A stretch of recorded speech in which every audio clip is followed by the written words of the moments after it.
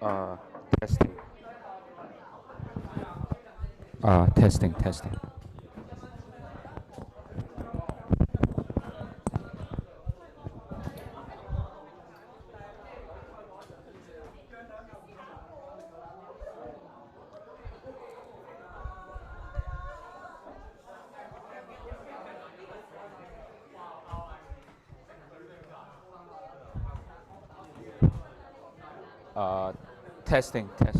testing.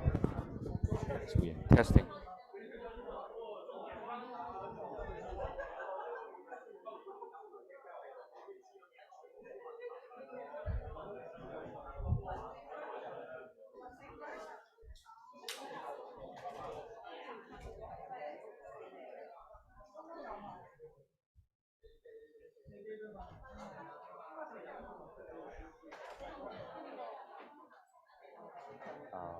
I guess we can start. I guess. All right.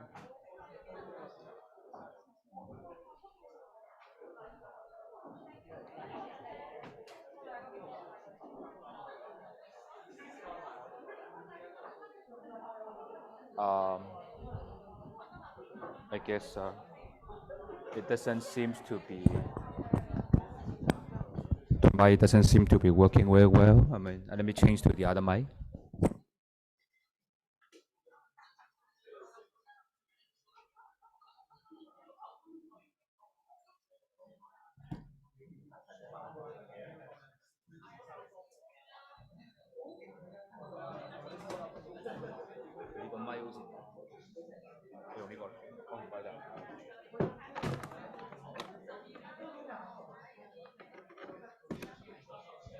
Hi.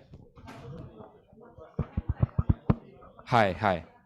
I guess today the wireless mic is not working very well. I guess the cold weather. So I would be doing the wire one. Today's goal will be we have a long day, so we have two sections. Continue, but today we will the first section will cover topic 2, and the after the dinner break, then we will do the topic 3. So just very quickly that we review what we have done last time, and because we need to review because we need to give you the foundation of what we have. So I mean, if you still remember, hopefully you still remember after 1 week, what we have last time is this basic demand supply diagram, sometimes referred as Marshallian cross, and the idea is that based on this simple diagram, we know if the market is nice, everything is good, then this is what we expect, right? And we're able to do analysis behind it, right? Suppose there's something affecting the income that make people want to buy this more, then we will have a shift of demand to the right, right? If people don't like it, then you shift to the left, and so on and so forth, right?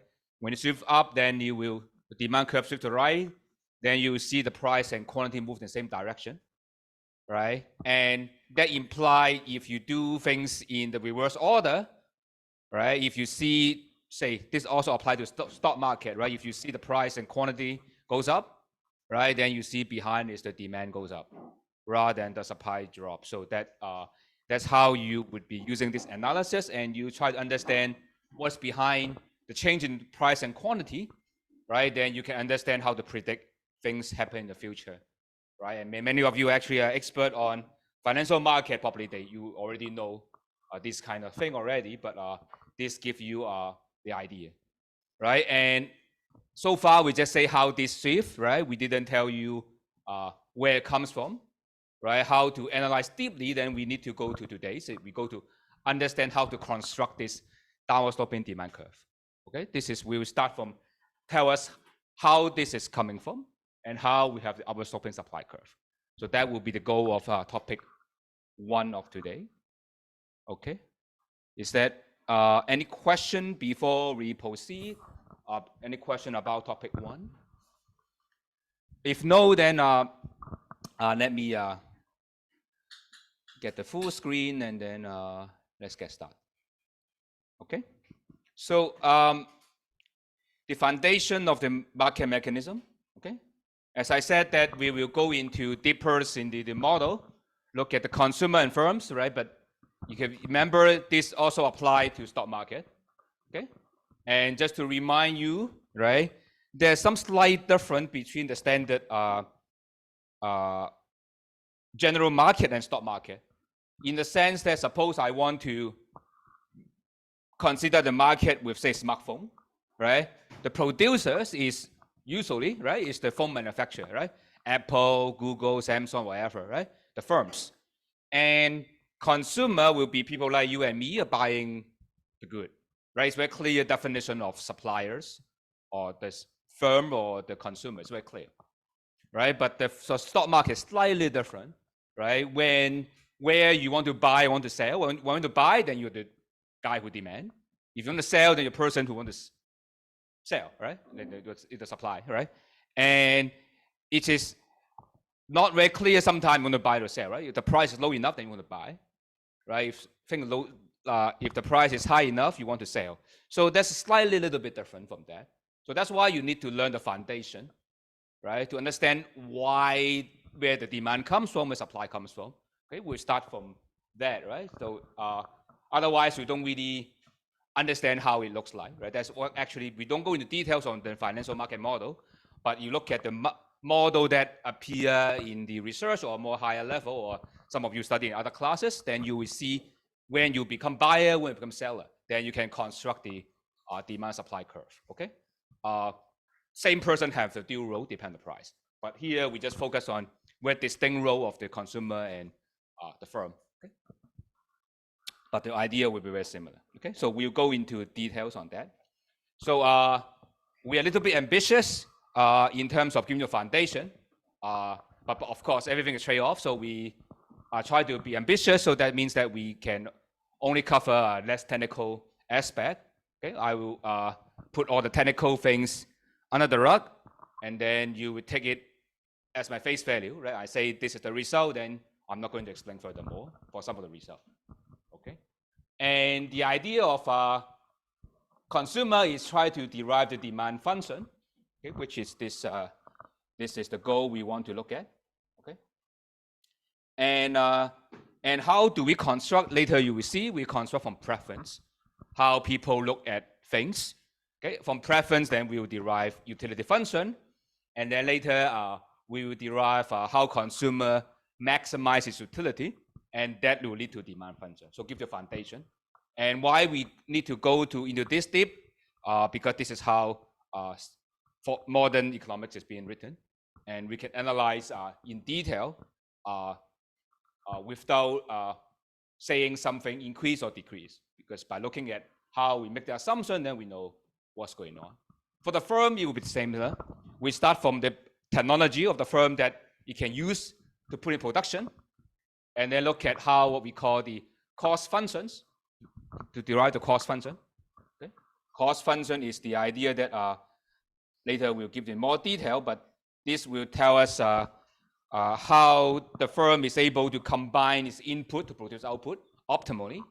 Right? Depends on how many labor it's going to use, how many capital you use in order to produce the output within the constraint he face, right? And then he look at the market and decide how many units of output he want to produce.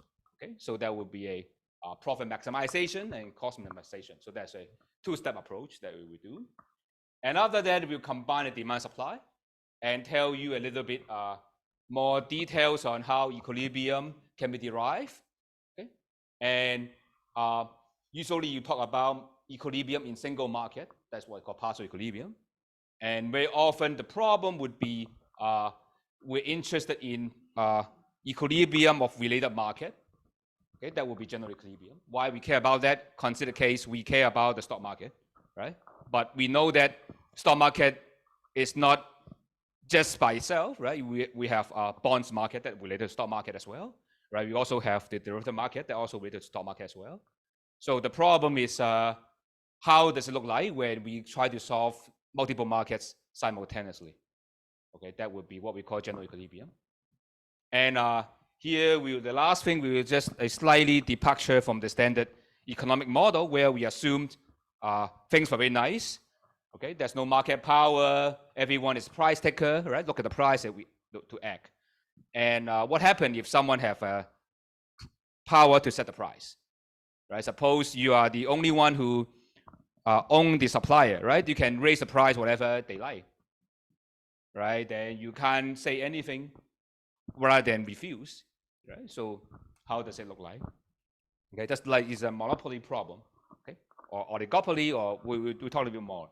But that will be the things that we'll cover in the upcoming, I think, 2.5 hours. Okay, so that will be the goal today. Slightly ambitious, but this is more like the foundation of what we do for the rest of the micro section. Okay, but anyway, let's go straight ahead to what we're doing. So consumer behavior, okay? Although it's a consumer, you can imagine that this is the way how we imagine how people act and behave, okay? But we can use consumer as a way to illustrate the point. So this applies to anything that you can imagine that we try to model human, how human react. And the consumer is the way that they face the market, where he can't really control the market, right? He cannot say the price, but he can look at the price, how we react. Okay, so that is this is the general framework for that approach. And you can see the problem is like the consumer look at the price, the market price for different kind of good, okay, and he have preference, which kind of combination of good he likes. It's called the preference, and he has also have budget, right? He can't buy everything in the world. He have to choose. There's some trade-off. Okay, so that's the idea behind. We'll give a little bit more detail, and after dinner break, we'll talk about extension, which will talk about the time preference and uncertainty.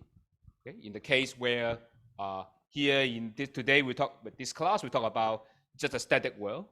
Okay, everything is there. There's no evolution of the state of the world. But what happens if we talk about tomorrow? Right, that will be the problem of finance, a lot about things about tomorrow. So that the time preference is important.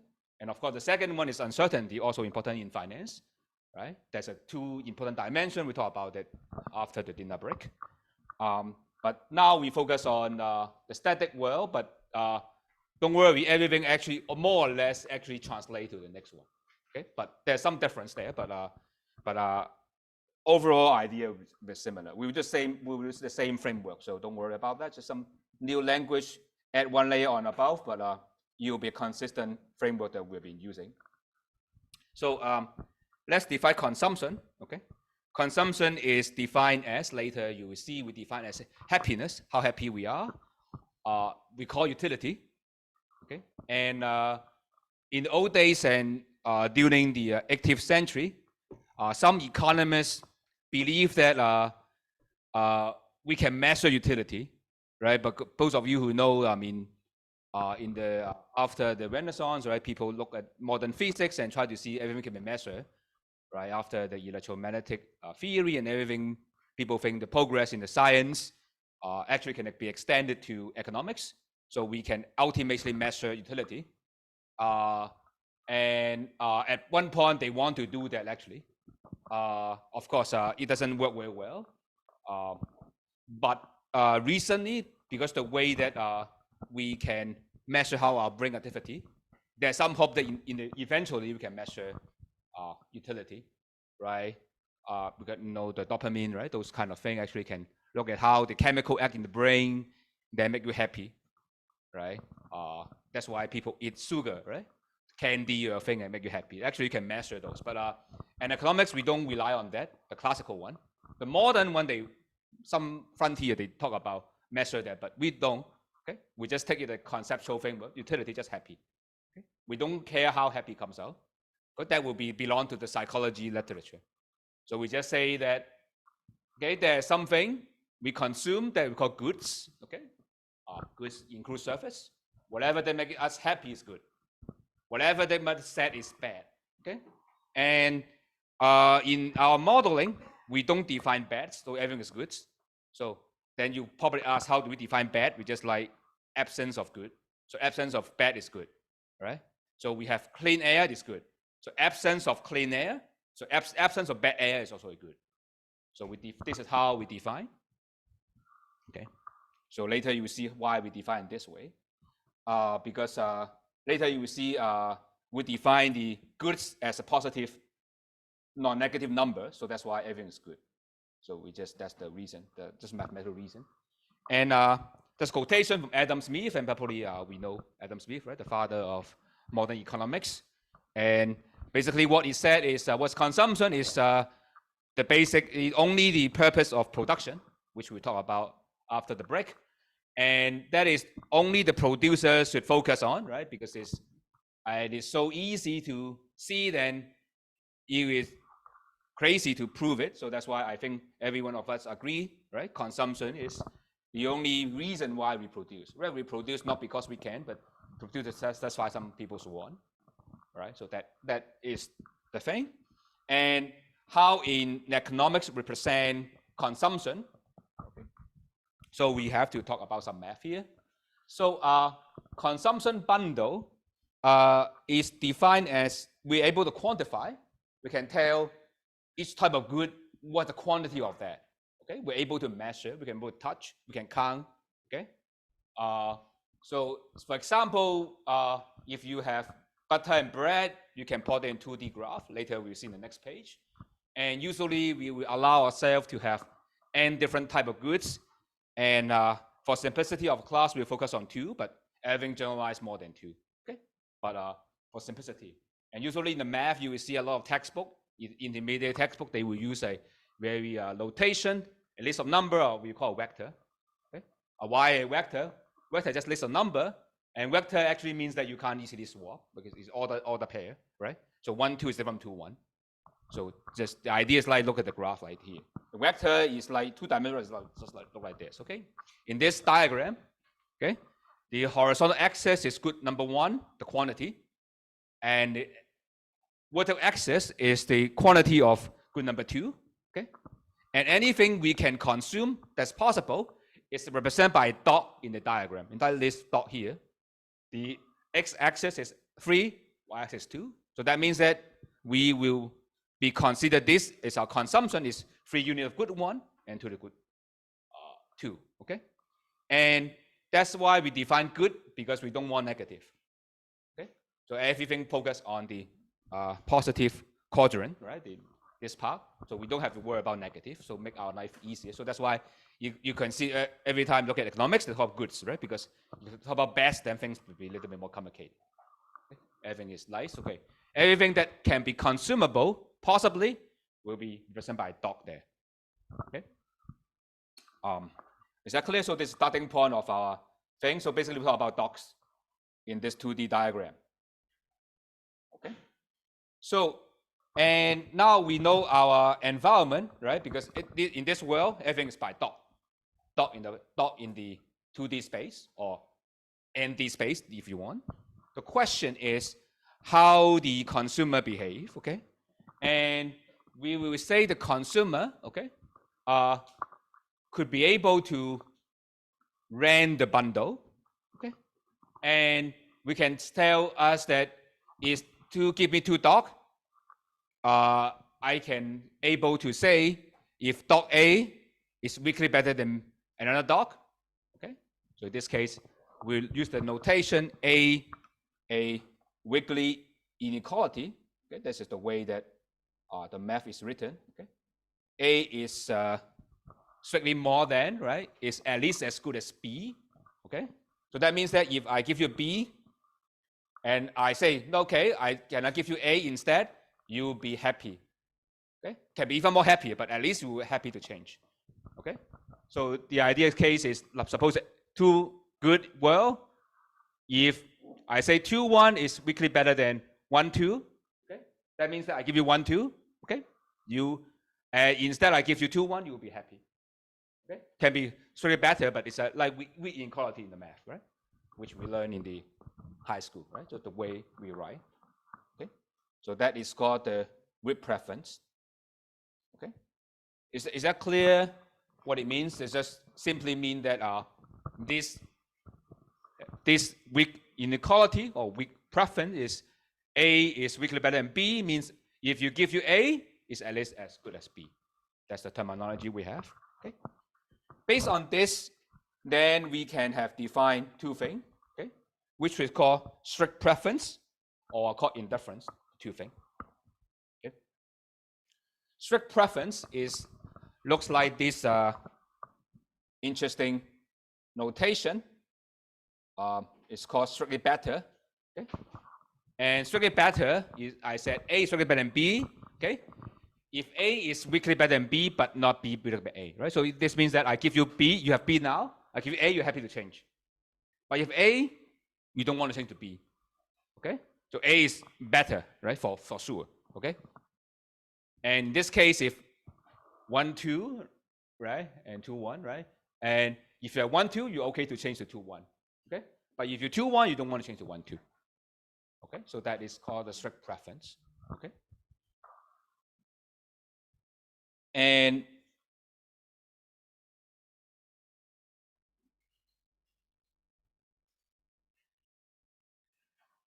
okay, so the strict preference. And the next one is called indifference. It's like the equal sign, the wiggly snail. Okay, this is the snail thing. You can imagine it's equal. Okay, if you give you B, you can change to A. You give A change to B. That means that you don't distinguish them, right? I give you A, you can change to B. You give B, you change to A. That's no difference. Okay, and to you the same. Okay, and you'll be clear why we have these three different kind of definition, right? Will be clear with yes. Oh, yeah, sorry. It's the same, or the same as, sorry. The same as. Okay, it's the same as. Okay. To you means that there are no difference to you, right? So so here with three terminology, right? Weak preference, strict preference, and indifference. Okay. Later you will see why we have to be defining that, because that is the way. Okay. So indifference curve will be saying that, say for this one, I just collect all the point that same to you. So along this curve, every point to you the same. That's why indifference. And this one, these points are the same for this one. Okay? So everything is the kind of same, right? But that doesn't mean that they can be different. Okay? But just I just try to plot everything there, right? It's like the control set, right? We look at the map, right? Everywhere the same height attitude will be collected by the line. So the control map when you learn geography, right? Everything the same height that collect together. Okay. So now we equipped up with that, then we will start to do analysis. Okay. So here in economics, we will assume, which is sometimes it's controversial, but still we keep this in our mind, is what we call people call rational. We call people rational is we're able to compare. Okay. If I give you any two dogs, you can tell me which one's better, which one is not so good. Or the same, you can tell me the same, you can tell me. Okay. You can't say I can't tell.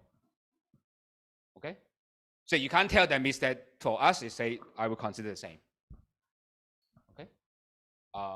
So that would be the case, or this basically assumption that we have a complete description of the world, right? If you say, okay, they give me two bundle, okay, two situation. If you say, okay, A or B, then you say, okay, I may like A if this happen. If I like B, may the other thing happen, okay? But then in that case, that means that I don't give you a correct description of the world, complete, right? If I complete this world, then you're able to tell me, right? So that would be saying that the agent, the consumer, has a complete information, perfect information about everything. Okay, they can tell. Okay. The second one is a little bit stronger. It's what we call the transitivity. You can imagine that is a consistent requirement, which is very simple. If you like A over B, okay, if A and B, you choose A. Okay. If I give you B and C, you choose B. Okay. Then suppose I give A and C. What will you do? Okay, you would choose A. Okay, and that means in math like this, right? Just like inequality. And some of you may ask, okay, well, in some experiment that we might be violating that, right? But in the market, that if the market is there, then it shouldn't be the case, right? Suppose the case that some of you would prefer C over A, right? Then I can run a paradox, what we call the Dutch book paradox, right? Then I can, every time you like C over A, right? Then what I do is, okay, I ask you, you like B over C, right? Can you give me 1 cent, $1? I give you B, right? You like B over C, right? And after that, I said, can I give you A? You give me $1, right? You like A, right? And I ask you then again, you say you like C over A, right? Give you $1 again. Change to C, right? You can keep running this kind called Dutch book argument, right? If the market is efficient, you can't have this intransitive preference, okay? But of course, this is a little bit strong requirement in some experiment that they show some of the time that we might violate. But if you are aware that you would not do that, okay? Unconsciously, you may violate, right? Because A, B, and B, C is a pairwise comparison, but you need people to know this better than this. But in general, this is how econ is being done. So we basically assume that's we call the economic man, right? They can do that, okay? Now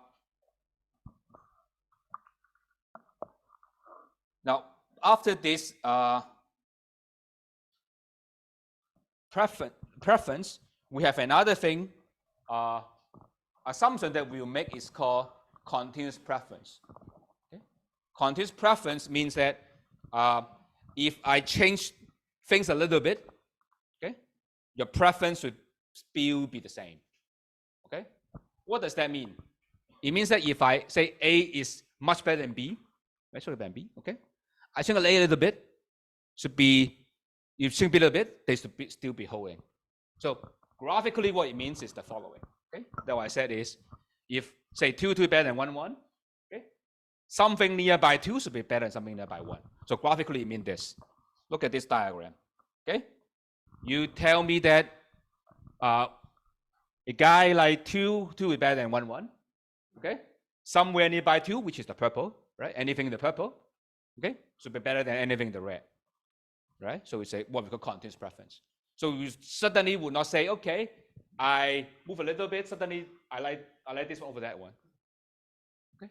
So it's just like a reasonable restriction to people's preference, right? It's just, you doesn't suddenly change things that you don't really have a difference. Okay? So probably some of you may ask, is this any way in the world that you violate this kind of assumption? Yes, we do. A lot of time, actually, we actually violate this. Why? Okay. Many of you probably would know one place in Shanghai is very famous, Shanghai People's Park. One thing very famous there is the marriage market, right? And look at the marriage market, then what is required is you have a hukou, you have a house, right? You have a car, you have that, right?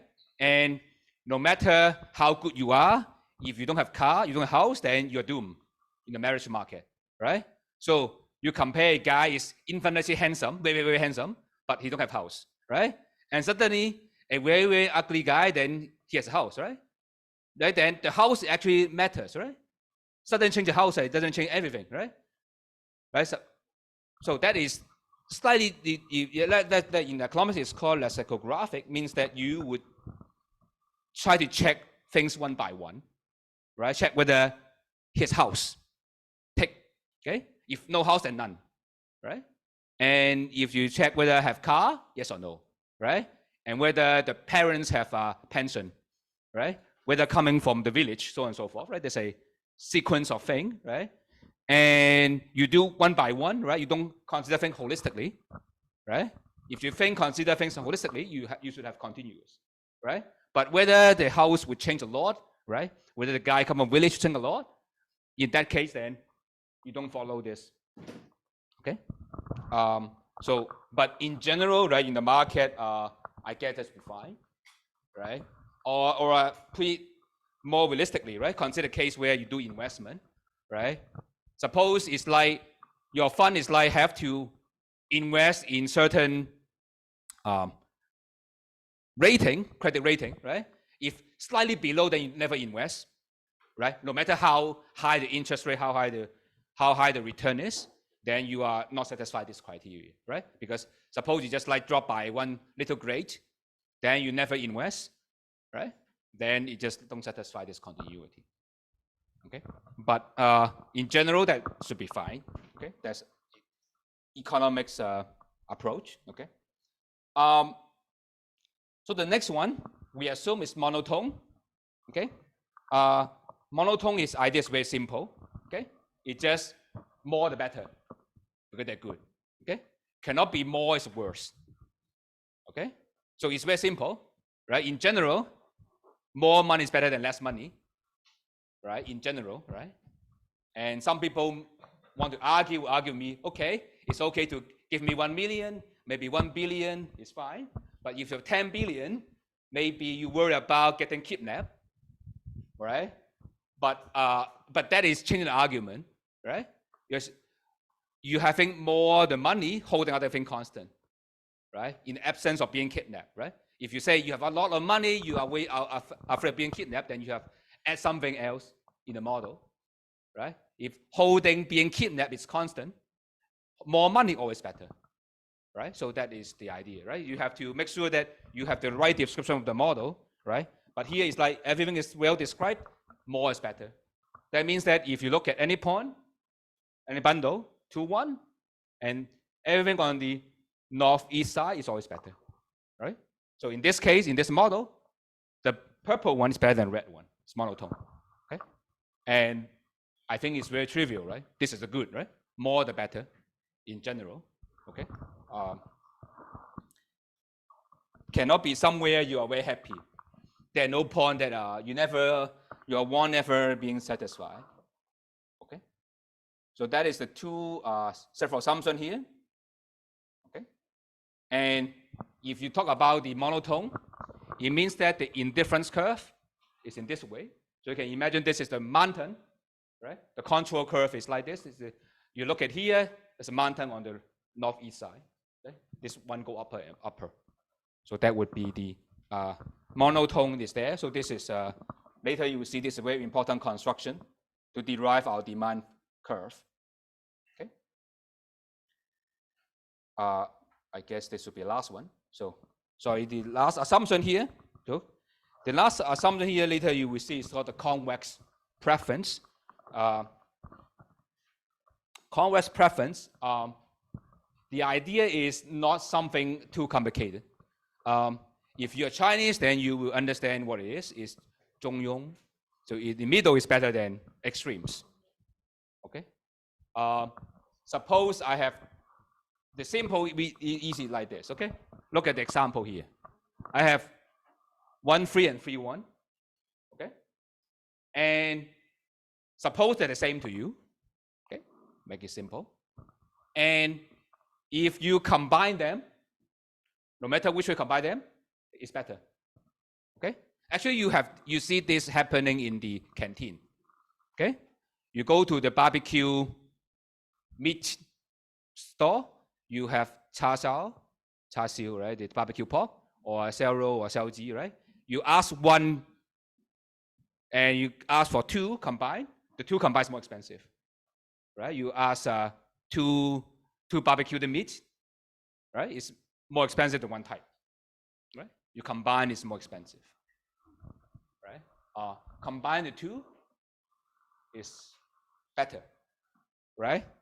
And that's why the reason why people have affairs, right? You stick with one girl and stick with others, may better to be both, right? that is happening, right? Because that's why people many men has difficulty on keeping his off at marriage, right? Because of the thing, right? But it doesn't limit to the man and woman also the same, right? Because it's actually related to what we call the minimum marginal utility, right? Because more and more, I mean, the 7 year eaches comes in, right? More and more, then you consume more than rather than you would be mixed. But the main idea here is like mixing will be good. So the idea is like the math is like if x is better than x prime, right? This is the worst version, right? You combining them, no matter how you combine, is better than the worst one, right? Mixing things will not make it worse off, right? So of course, sometimes it doesn't fit very well, right? But in many cases, it happens, right? This probably you ask, what's the purpose of this one? This one purpose is later you will see when we do maximization problem, that we will get a nice solution if we have convexity, that we have a demand function. That's why we need that. But later you will see why we need this assumption. Okay. So if you are convex and monotone, the indifference curve look like this. It look like if you're monotonic function, the north-east side is better, right? So usually look like this one. And this one, the middle one, is much more higher. So the convexity together with monotonicity, you will see this kind of shape, more like the convex upper set is like this is like a convex set. It's like this kind of shape. Okay, and this is important because later you will see why we have the demand curve. We rely on this assumption there. Okay. Now, just to recap a little bit, what we have is we have preference. Okay, we can compare A over B. Okay, and then you have the continuous. Some change will not change. Okay, and it's monotone. The north-east side is better, and it's convex. Combining is better than extreme. Okay, these are standard idea. Now, the idea is first is if our preference is continuous, so slight change doesn't change, and it's monotone, the north-east side is better, then we're always able to do the following. We can always move on to do the utility. Okay, utility means that for every bundle, okay, we can give a number. Okay, that is only possible. We can always say there's a function, give me a number, okay, and the bigger number means a better bundle. Okay, for example, if I like 2, 1 over 1, 2, okay, there's a function. This function means I give you this bundle, you give me a number. For this function, for this bundle, I give you my number. Okay, and this number bigger this number. Okay, so that means that this utility function U represent my preference. Okay, so that's why in a lot of papers we will start with utility directly. Okay, but preference is what we observe in the real world. Utility we can't observe. So that's why we have to talk about preference, right? Because you can see how people choose one or the other, right? We choose A, not B, right? That means that we like A over B, right? But we can't observe this one. But this is a nice number because everything can be represented by number, then make our life easier. Okay. Now, what does it imply? If I have monotone preference, that means that my utility, okay, will have the following property, right? If I have 2 things x1, x2, right? And if good 1 I have more, good 2 I have more, the number assigned to that will be more, right? Because the northeast direction is always better. If I convex, same idea. If I have x is better than x prime, okay? So I combine them, okay? Combine them is better than the weaker one, right? So suppose in the case that 1, 2, and 2 are the same, I combine them, half of each is better than any of them. Okay, so that is the restriction. I put that there. Okay, now here is the main result. Okay, that's the main result in economics. That is the following. So that will be very convenient if you think that people preference are continuous. Okay, and then it's monotone. The northeast is better. Then we can have a continuous utility function. Okay, and that underline what all the model in finance is doing. Okay, and very often you see in the finance model, you'll be something like that. This kind of utility. So suppose x1 and y, x1, x2, add together and take some square root. Okay. Y can be continuous because your preference is continuous. Okay. So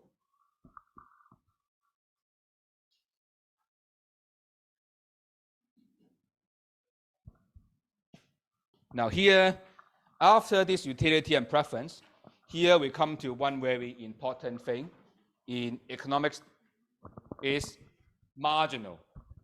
Okay, that will be something people will smile because we need to talk about some derivatives. Okay, but don't worry, we don't require you to know any calculus. Okay, just the idea of that. Okay, I just tell you the idea of that. Don't worry. Okay, so the idea of the marginal utility means very simple. Okay, the marginality of good one means that I give you slightly one more, say suppose I give you one more unit of good one. Okay, suppose I give you one more bread, one more butter, okay, or one more marks in exam, all right? How much happy you are? That's very simple.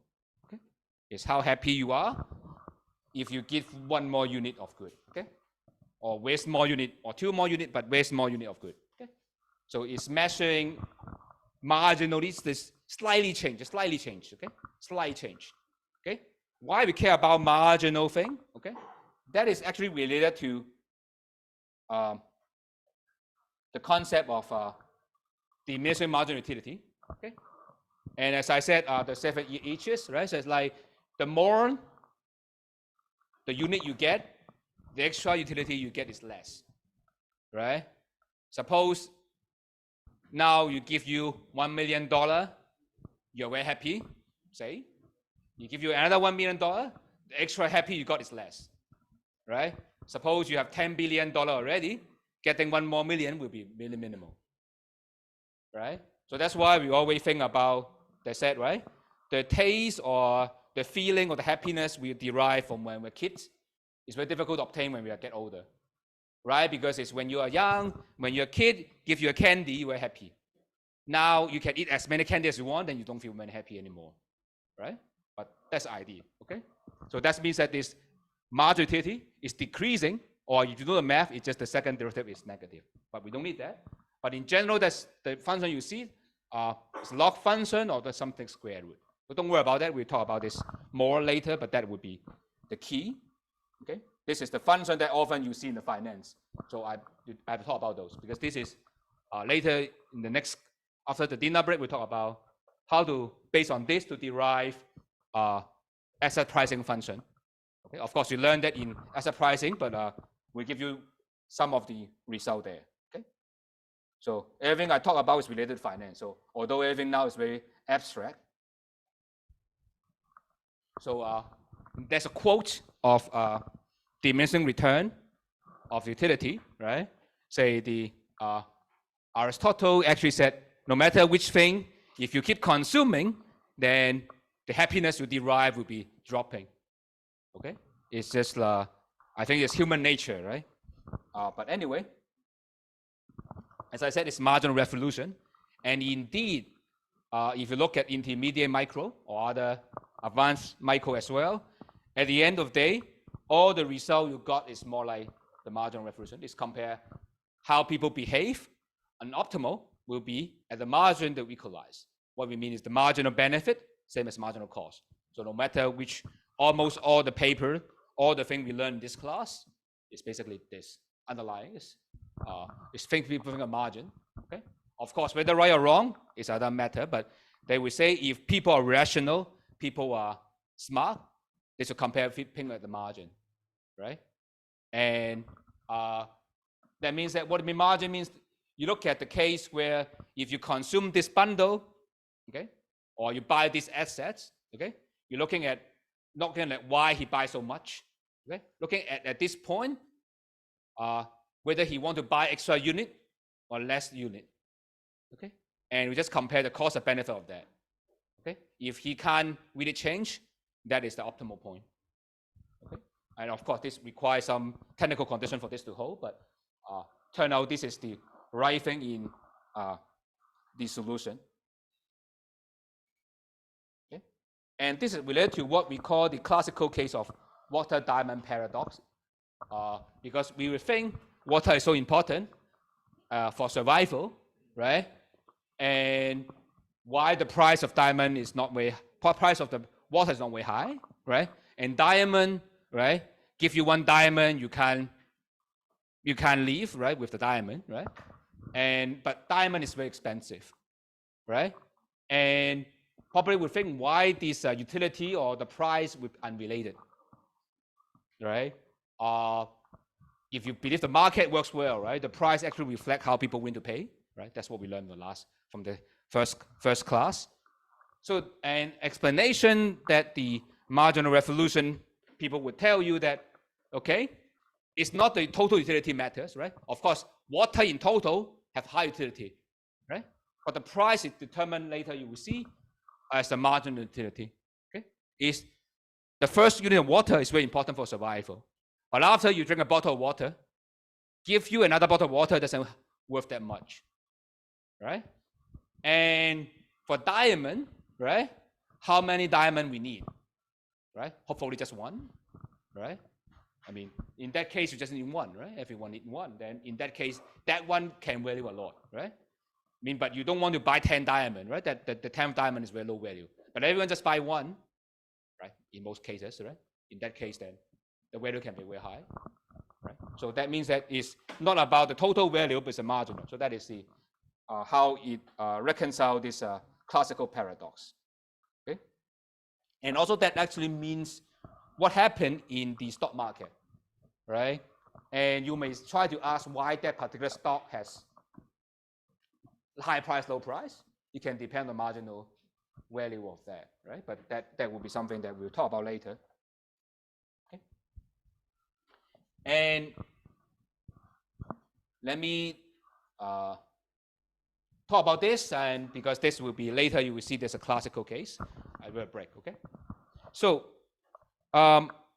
here we introduce the marginal utility, okay? And that will be crucial to look at how the ratio of marginal utility, and actually that will be things that we determine what is optimal. So remember, we think marginal, right? Think we're marginal. And the consumer actually facing the market. Okay? In the market, there's a market price there. Okay? Agent, he can exchange different goods, look at the market price. Okay? Because I can always buy and sell, right? Same the financial market. Okay? And for the consumer, every consumer would think internally for himself how much he can trade off for each good, right? Because they are good, right? If I sacrifice one unit of good one, how many units of good two I need? Okay? And this is what we call the marginal rate of substitution. Okay? Let me repeat this. If you give up one unit of X1, how many X2 you need? Okay? That's called the marginal rate. And math is defined this way. And we can prove that as actually is just the ratio of marginal utility. Okay? It's a fraction. The numerator is I give you one more unit, how much happy you are, right? And the denominator is give you one unit, how much happy you are. Why this is true? Let me explain this and we'll have a break. Why? This means what? I take away one unit from you, how unhappy you are. Okay? So, right? The numerator is I take away 1 unit from you, put 1 from you, then you are not very happy. Okay, say okay. Now, if I give you 1 unit of 2, how much happy you are, right? Then the division will give you how many units you need to get as happy as you, right? Because, right? So that's the ratio, right? Because this, how much unit you get times this one to give you this guy, right? So maybe a little bit, let me explain a little bit, okay? So this is what? This is, I take away 1 good one from you, right? Then how many unhappy you are, okay? And the denominator, right, is I buy 1 more good 2 for you, how many happy you are, right? So suppose that, okay, I give you 1, then the division tells me how many units you get to get happy, right? Because MRS 1, 2 times this guy, right, should be same as this one, right? Because this is how happy you get 1 more unit times how many unit you 2 you get, right? This is the compensate for that one, right? So so that would be how we do this, okay? And after the break, we will show you one thing, okay? At optimal, this is the trade-off within your mind, how you think 1 versus 2, okay? The market is the price ratio, P2, P1 over P2. That's the price, okay? And in optimal, they equalize. And when they equalize, that we will derive the demand function, okay? Don't worry, we'll talk about this after the break. But look at in this case, okay? X is x1 plus x2, okay? If you learn math, okay, or even without math, right? Give you 1 more unit of x1, the majority is 1, right? Happier by 1, right? You add 1 to here, utility go by 1, right? And you x2 go by 1, utility go by 1, right? So this is 1 over 1, so that's 1. Okay? So suppose I change it to 2, right? x1 plus 2x2, right? Then in that case, the numerator is 1, the denominator is 2, right? So it would be 1/2, right? So that would be just very simple. But this later you will see, this is how people trade off between the 2 good in their mind, okay? And basically look at every people look at the people facing the market of the price, and they will try to buy until this same as the market price, okay? Okay? And that will give us a demand curve, okay? We will talk about that after the break, okay? So slightly little bit more math, okay? But sooner or later you will probably know what's going on there. So let's have a break of 15 minutes, okay?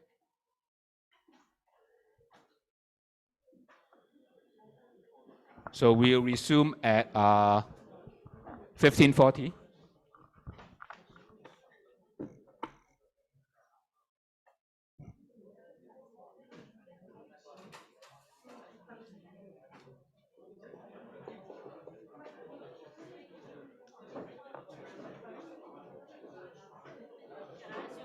Yes, please. About the page 24, Oh, yeah. because I see that there's a function about UX is bigger or equal to UX prime. Then actually it's not about X bigger or It's just than like X you like prime. X more than X prime. But there is Yeah, that there's you a like this function. better. Yeah, yeah. This is a function instead of X. Yeah, yeah. So when the function is bigger than another function, then how is this function bigger than that function? So it's Oh, that's very simple. So basically, suppose you like B1 bigger than say 100. mhm. It means that you average of x, 3 plus 1 over t, 1 plus 2 over t, bigger than how you combine that. Or you can say any combination, right? Between 0.6 of 3 plus 0.4 of 1 over 0.6 of 1 plus 0.4 of 3. Anything between 0 and 1. How you combine them is fine. How about one side? So just like you have two bundles, you can combine them. You can combine them. So this is like barbecue pork and chicken. So this is actually against the premise that you have the convex preference. That means the convex. It means that you combine things is better than the worst case. So you have two things. You combine the two, it's still better than the worst one. Yeah. So that's what you mean, right? You have two things. You combine the two, that's the worst one. So this implies this is bigger than this, and the function implies the function no is value. bigger than Yes, exactly. It's because it's monotone preference. No, just convex. Just convex. This is the function is also because of convex as well. Because the convexity means this, right? Convex means I did this, I combine that and that. That actually I change to you. Can I use your pen? Please. Doesn't that mean that because x is bigger than u of x prime, that's because then in ux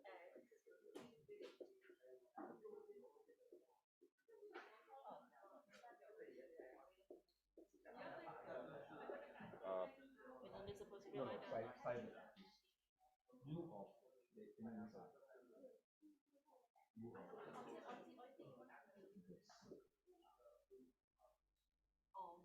we combine the two bundles. So look at this diagram. X here, x prime here. Anything collect is combined. Yeah. So that means that everything here better than this. Any point is fine. X prime is here, x is here. So here you've already decided that this is actually going through a positive slope line. No, it's negative. So if this like this, anything connecting still better than this one. That's what it is. This is for you, and this is for x. No, it's for everyone. So suppose I tell you that you like x better than this one. Suppose you tell me this bundle, you like this bundle or this bundle. You will say anything in the middle is better than the worst one. Yeah, I know. So this same here. You tell me this better than this one. Everything in the middle also better. Yeah, I get it. So it doesn't have to be monotone. Right? Monotone means that this is better, right? But if you tell me the other way around, it's always fine. If you say this is better than this one, suppose you tell me the other way around, it's more monotone, but it still means these are all better than this one. It's separate. Okay. So there's no concept regarding like the function is. No, just tell me. You tell me just make a number, right? Just tell me. Please give me some number. Instead of you. Yeah. Okay. So function doesn't have any convex thing regarding it. Only the thing inside is convex. Okay. Thank you.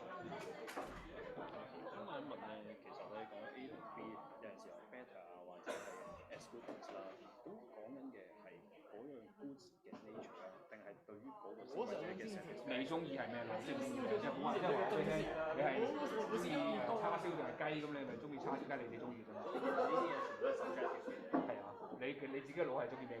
我唔知㗎。好。即係呢度如果解釋就係呢度，即係呢度嘅相對咁嘅 case 係即係個 function depend on XL over 等於個 function depend on X2 啦。and then 就基本上就等於翻 change X2 over change X1 啲負就因為我哋而家係 lose 緊一個 X 嘅 definition，所以就加咗個負上。係啊，因為個 slope 係 negative 咁樣計咯，所以變翻正喎。係啦，變正，所以係啦，係好有嘅。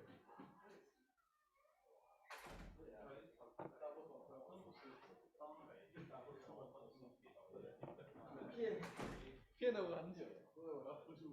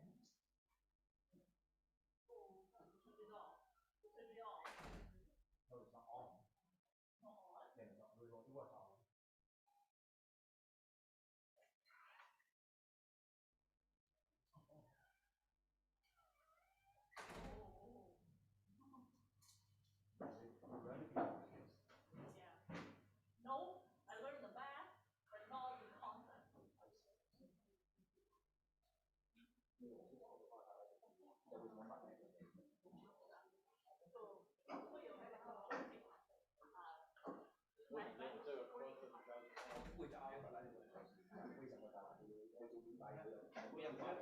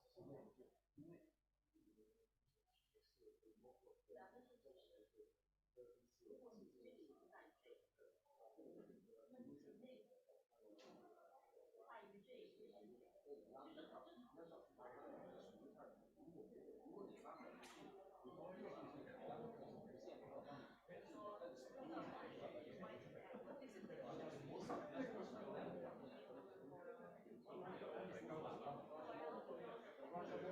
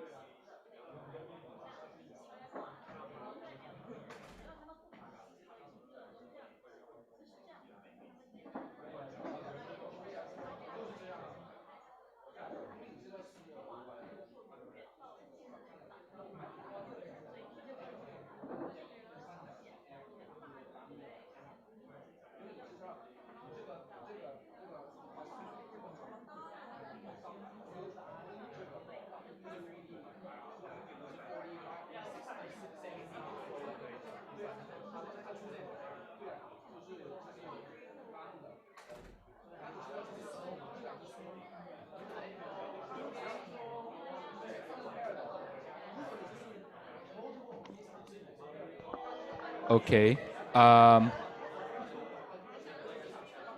So let's see how. 哦，你有做吗？ So you haven't feel, please try to feel because I want to see how easy or how difficult I am. If some people think I'm too easy, I just go difficult. If some people think I'm too difficult, I go easier because I need to see how well it goes. But don't worry, we are not asking for math. It's more like conceptual. So I give you the conceptual idea how we derive demand function. As I said, that is that's the main goal. Okay. So I guess we can try to look at while some of you are filling in. In general, it's okay. Some of you feel terrible, equally great and equally terrible. So hope still you are still okay because some of our colleagues actually don't feel well because of suddenly change code. So keep yourself warm.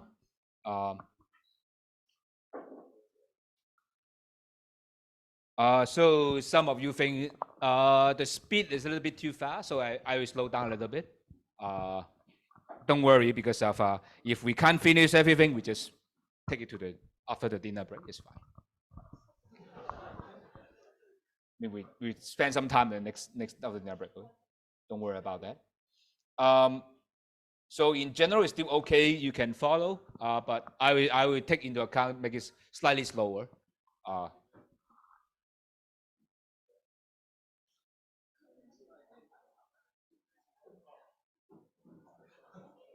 Utility. Okay. So convexity means that if you have two things, okay, you combine the two better than the word. So I mean, some of you actually asked me during the break. Actually, I think this is easier to see the diagram here. Like, suppose I have x1, x2. Okay, this is the two-dimensional diagram, right? Suppose you give me this, okay, we call x, and give me the other one x prime, okay, and what you told me is x is better than x prime, okay? Convexity means everything here, right, which is mixing the two, everything in the purple is better than the green one still, okay? Let me change the color, right?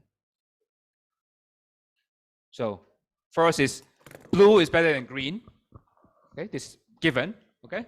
And you mixing everything in between, right, is the purple one.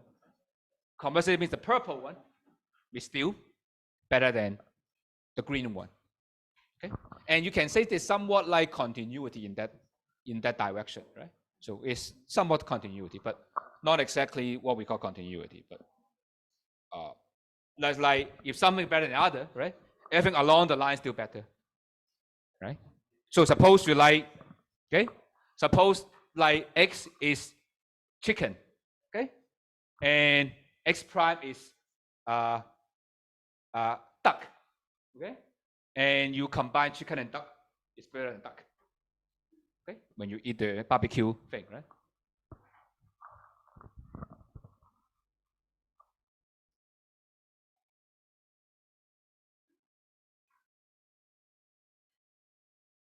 And can we skip the dinner break so that we can go home earlier? I don't know, but I mean, your mind needs to take a break. Otherwise, you can't really go ahead. I mean, I guess I also need to take a break a little bit because my mind cannot work like 6 hours continuously.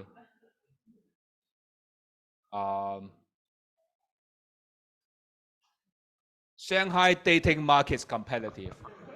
I guess so. It's very competitive, and that is a little bit difficult because a lot of people are lexicographic preference.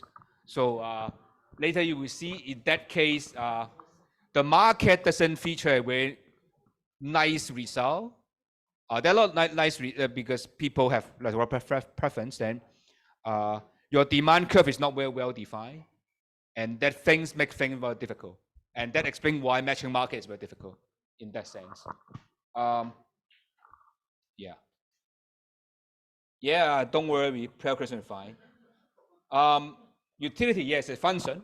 You just tell me actually basically a number, right? You give me this consumption, how much I like it. Okay? And from this utility, the key point is from the utility, we derive the indifference curve. Okay? And the indifference curve tell us within that, right, how we trade off one over the other, right? Because according to this, let me draw the diagram here, right? So basically, the key point is like we build up a lot of assumption, give us the indifference curve, right? So usually like this type of style, right? Because convex monotone, right? Something like this, the higher the better. And the marginal MRS, the marginal rate of substitution, is like asking you this point, right? The slope of that, right? Actually means that, right? I have good one, good two, right?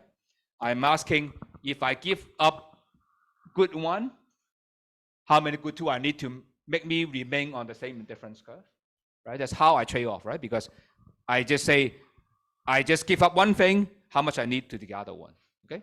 And later you will see this slope will be equated to the market price, and that gives us how people optimize, and that derives the demand curve, okay? I mean, very soon we'll talk about that, so don't worry.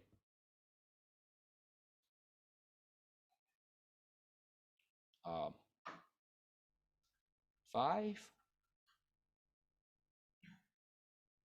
After dinner break, I guess you want a prison break, right? Is that the market price can be, yes, this is exactly what we mean. The market price, if the market efficient, is proxying how people trade off, okay? Because look at why diamond with more expensive water, right? Because as I said, it's a marginal utility, right? Extra unit of the diamond is higher than the extra unit for the water for the average consumer. So that is what it means here. Okay, and some of you may ask, okay, probably you know already, right? Why the luxury house is so expensive, right? Luxury yacht or private jet is so expensive, or why we have the first class or business class of airplane is so expensive, right? It's because of those rich people willing to pay, right? They have so much money, right? To them, this is they're willing to pay, right? It's not about why it worth, right? It doesn't work for me, right? But for the rich guy, they're willing to pay. That's the reason. Okay? If the market is efficient. Okay? A bit lost. It's very natural. So that's why I try to keep repeating the key point. Try to make sure that you don't lose too much. But our tutor will help you a little bit. I mean, if you are very loose, we lost about that. So MRS2 means what? 2 means that if I take away 1 unit of good one from you, you need 2 units to make you as same as happy as before. So that means 2. If 1 that I give you, take away 1 from you, give you 2 back, you're happy. Okay.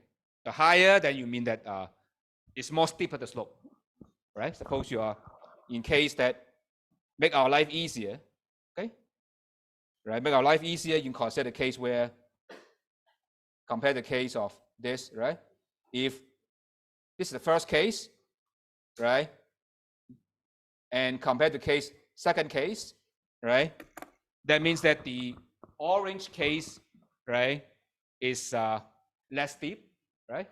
You give up 1 unit of X1, you need a little bit X2 to make you as happy, right? If you get higher, then you actually need more too, right? So that is the MRS means, right? The MRS for the pink one, right, is higher than the orange one, right? You need higher to make you happier, right? So that, I hope that can be done.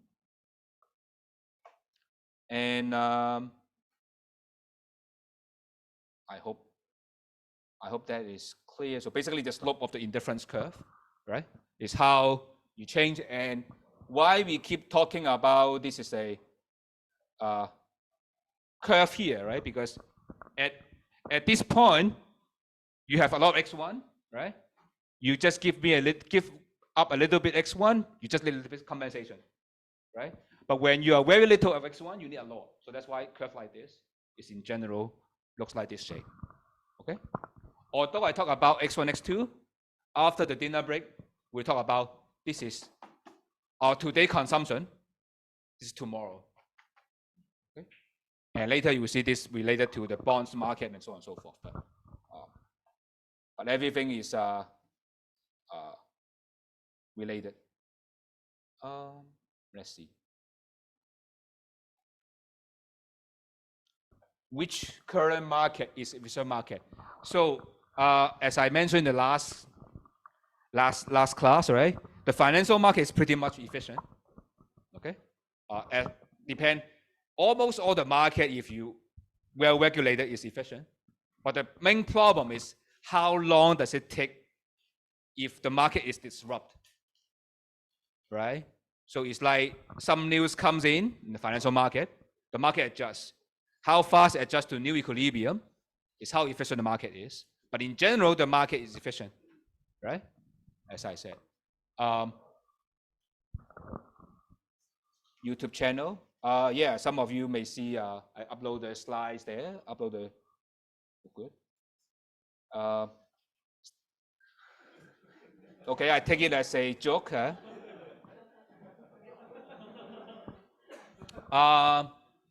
Better not upload lecture notes until the final version. I guess you can see the slides I have, and the slides that is no difference except some technical minor difference. So you don't really, as I said in the backlog, you don't need to download the last app until I have the class, because I still keep revising in the morning. Sometimes I just minor technical, but more or less the same. If you haven't print out, download the old things, still fine. I don't make major changes. But hard to relate the field with math. I don't think we have math here, just some notation. We don't do any calculation, right? The math, although marginal utility, but basically the slope.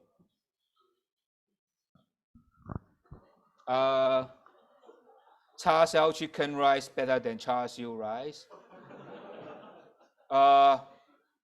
Yes, in general, it's like this, right? I mean, that is true, right?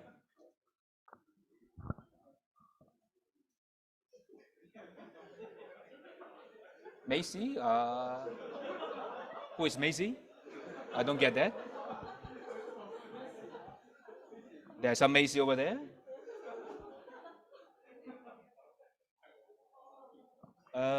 Sleepy, I guess. If this is a joke, then means you are very awake. I guess that's okay. So I try to basically why we are doing all this kind of math is basically try to give you the foundation, how to arrive. I mean, I guess I would bet 99% none of you remember anything of this class, but you get the concept of how we start off from the preference, how preference we like things, and come to utility, and later you see the slope of the indifference curve will give us the optimal solution. And why we want to learn about this is because of to give you an idea that how we build from that. And as I said, why we need to build from that, because of the financial market, you can be in both sides of the market. So you need to understand what's going on in order to give you the foundation for other elective classes that we talk about more modeling. Okay? And that is how people talk about build, say, some people build agent-based trading model, right? How people trade, right? They can do the simulation, and you start from utility. You start from how people react, how people trade, and this is how we start, right? Then you come up with demand curve, right? Because at the end of the day, right, you can see the marginal idea is it's very simple, right? At the end, you see how people make decision. Is looking at the slope of the indifference curve, the MRS. Okay, it's decided in optimal, you don't want to change. Okay, what you think yourself between two good exchange rate is the MRS, and the market is price. You equate the two, then you will be happy. Okay, no way to make you even more happy. But anyway, let me continue and see, hopefully can convince that what's going on there. So give you some special example to illustrate the idea of MRS, right? Suppose you have like the special case is two good are same to you, right? Imagine the X1 is right rose and X2 is red rose, right?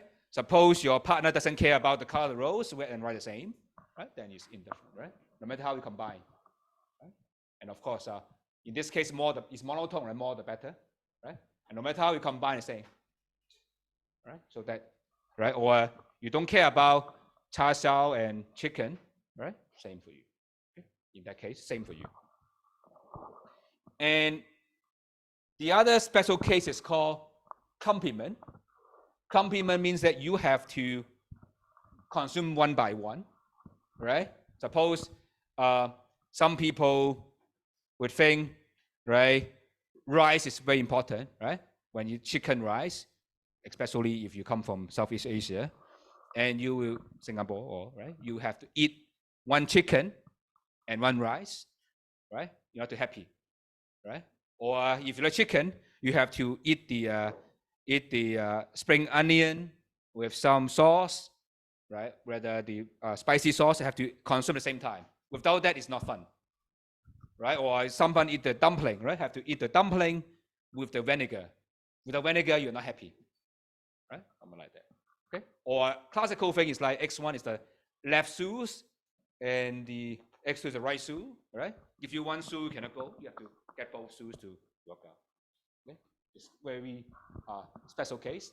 In this case, MRS is infinite, means that there's no way that I can take away left shoes and give you right shoe, you'll be happy, right?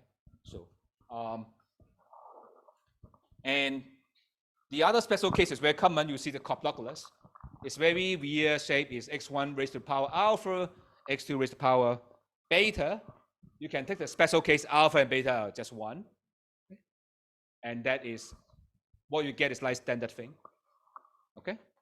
And this, why probably you ask why I talk about these three special cases. And if you look at the research or how you model, is how people do the modeling. Okay? The simplest model you can try to build is consider they are substitute or their complement, right? And that is how you think, right? And you may think, okay, this is a bond from US government, and this is bond from Canadian government, maybe substitute, right? Or you can think the complement might be something like there's some stock and a bond. You want to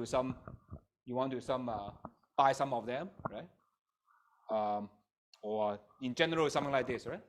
So in general, is something like this, right? You want to combine certain stuff, okay? And that's what usually happen, right? When you trade off from the today and tomorrow, right? Later you will see after the dinner break, but that's the idea, okay? So now we prepare you to do the following important thing, to derive the demand function, right? Because we know how we start, people have preference, they can tell whether one good over the other, okay? And we can tell those we have utility function, okay?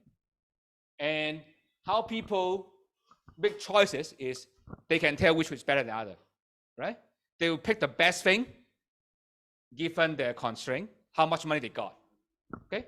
In this model, we assume the constraint, mainly the budget constraint, not the time or other constraint, but the budget constraint means that how much money they got is given, okay?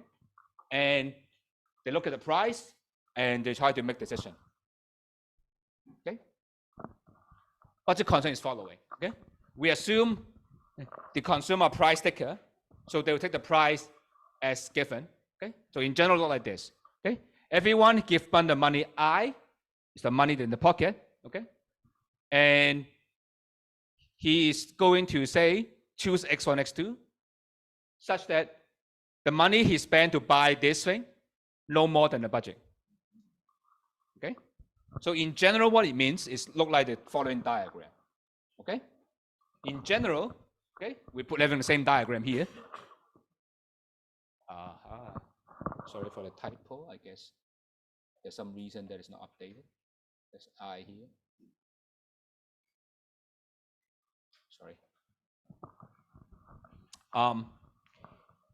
Here it means this is the line. Okay. Everything below the line is doable. Why? If you spend all the money on good one, will be I over P1. You spend all the money on good two, is I over P2. Right? Anything in the mix is mixing. Right? And the slope will be negative P1 over P2. Right? Why the slope like this? If you give up 1 unit of good one, you get P1 extra money. Right? You take away. You just don't buy 1 more unit of good one, you have P1 more money. Right? And then how much unit of good two you can buy is divided by P2. Right? So that is the slope. Okay? And everything below you can buy. Right? So this triangle is thing that you can choose. Right? So that this is the physical constraint that you face. Right? You cannot spend more than what you have. Right? So this triangle is doing. And the thing is, this triangle is feasible. He wants to pick up 1 point. Okay? That is the best for him. Okay? And that gives us a demand curve. Okay? Yes.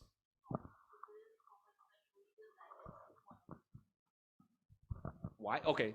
Why this is the case? This is true? Okay. Let me repeat. Okay, I got it now. Okay.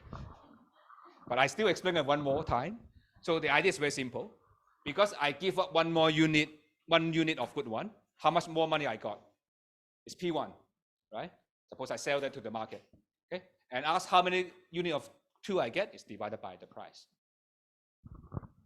Okay?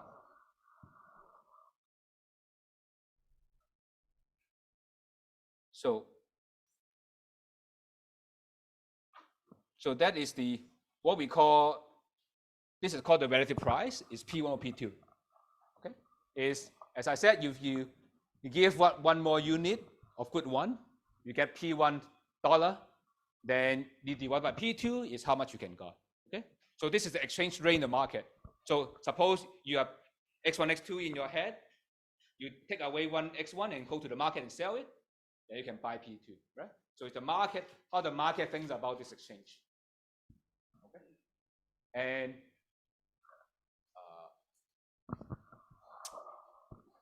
sorry for a typo. Budget line. Okay. Sorry for the typo. Just look for the budget line. Okay. Sorry for a typo. I try to eliminate them, but sometimes there is, things happen. Okay. Now, here we come to the most important thing here is the deriving or demand curve.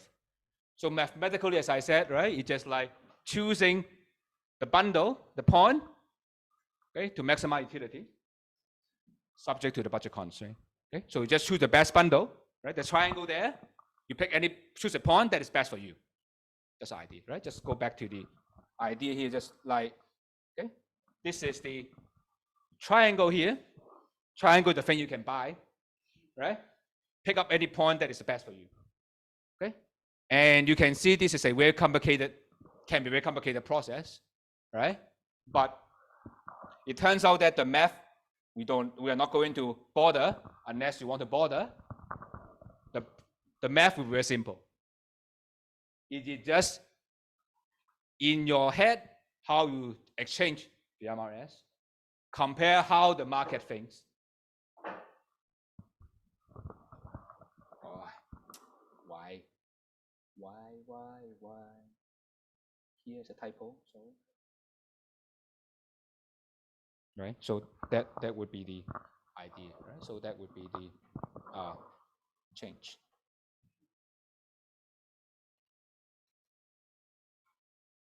So graphically, you don't need to worry. It's like this.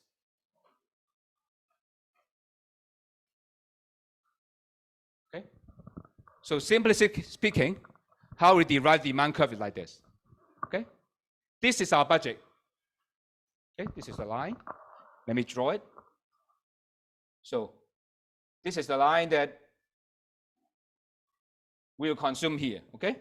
And you first ask, the first thing is, in this optimization, you never choose anything inside the triangle. Why? Simple. More the better, right? Within this, below the triangle, never good. So always on the boundary, okay? And just basically look at which one is good, okay? And what is the optimal thing? Will be this point is what? This is the price ratio, is how the market think you trade off one or the other. The optimal point must be same as what internally you think, right? Because you always can trade, right? Because you can look at the idea like this, right? Suppose I have another indifference curve here, right? So look at this particular point here, okay? If you give up 1 unit, right? The market can give you a lot of X2, right? But for you to keep you the same happiness, you just need a little bit of X2, good 2, right? So basically you would, in this case, you are in orange, you would sell some of the X1, right? To get more X2, right? Actually, you're happier, right? Because the indifference curve actually is higher here, right? But actually, same happiness is here, right? So actually, you're happier by selling, right? And you keep doing that until this is the point, right? So that means that the indifference curve is like this one. And you can see why we need convexity. It's because under convexity, we always have a 1 point there. So that's why convex is needed, right? Before you have continuous monotone, right? To make sure we have utility function, right? That means I have a utility function. And now I have convexity. I will have a unique bundle that maximize. If not convex, then can be many bundles there. Okay, but at least I can make sure that there's only one. Okay, and this is my demand function. Okay, why? Very simple. Look at this graph. How we derive demand function here, right? Is that okay? How we derive demand function? In difference curve, we have the price equal to the MRS, right? And how we derive the demand function is changing the price. What's demand function? Change price of, say, good one, okay? And say, suppose I make good one more expensive. Let me see if I have the graph here. Okay. I don't have graph here, it's very simple. Suppose P1 is getting more expensive, okay? How we can have the downward sloping demand curve? Very simple. If that happens, I can buy more, right? Suppose the price goes down, right? If I spend all my money on good one, I can definitely buy more, right? That means that I have that, right? I can suppose P1 prime. Suppose P1 drop to P1 prime, right? So the price goes down, right? This is my new budget line, right? And you can easily envision the line, the new point may be somewhere here, right? So price goes down, you consume more. So that will be the deriving the demand curve. Okay, so that is how you comes up with that, right? So that is the how you come from the demand curve deriving from utility, right? How you're looking at when the price changes, okay? Look at the new indifference curve, okay? And usually look like this, right? New indifference curve look like this, right? So this middle point, and you just increase, right? So that's usually what you will be observing, okay? And I just, is that okay? So that's how you derive the demand curve by starting from preference. Okay? And, okay? Sorry. Okay? I will have a caveat. This need not be true, okay? But I will talk a little bit more. But in general, it's look like demand downward sloping like this. Okay? Now, I'm not going to talk about Lagrangian because I guess no one like math. But in case you want to care, this is how you derive those Lagrangian. For those who have strong math background, this is piece of cake. Right? But I mean technical means you don't need to worry about it. Okay? I'm not going to go about that. If you, in the case that some of you want to know, you might ask the tutor might cover in the tutorial, but I'm not intend to cover in the class. But for those who are very math inclined, this is how we derive all this thing. Okay? But at the end of the day, it's very simple. After Lagrangian, just tell you that how you trade is same as this guy. Okay? Okay? So that is how we derive that. Right?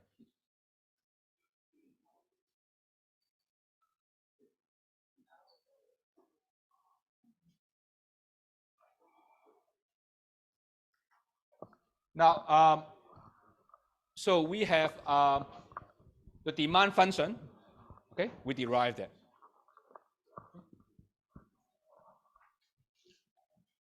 And why is it important? Okay, it's because of the fact that now we see how the market behave when price changes or how income changes. Because by simply looking at how graph shifts. Okay, because even without all the math, okay, suppose you always start with indifference curve, and I give you the market prices, and market price changes, and you see how people change, right? Because at the end of the day, this is what we care, right? So this is the math. If you want to do math, this is the math, but I'm not intending to cover that part, okay? So what I want to say is this is standard law of demand, okay?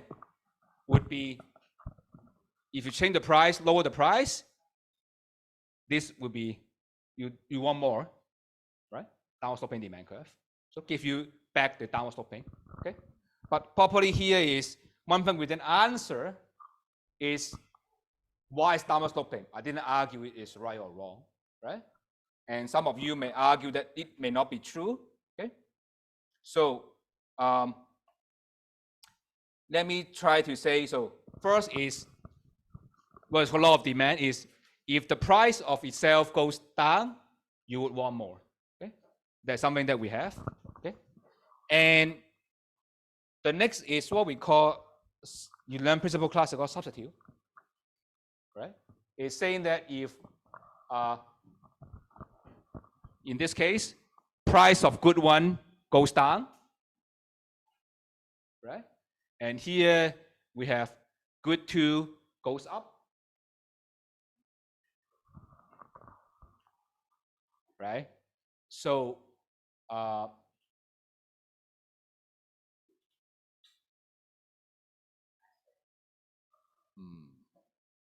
when P, okay, in this case, okay, when P1 got more expensive, okay, in this case, and X2 reduced, yes, that's what it means, right?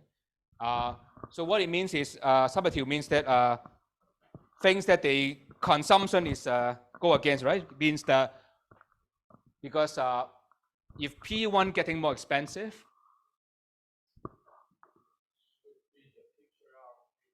oh yeah, I think I reversed this one.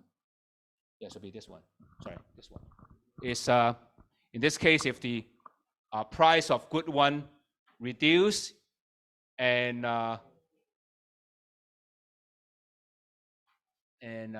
X2, no, wait, sorry. Did I make a mistake here? Price goes up.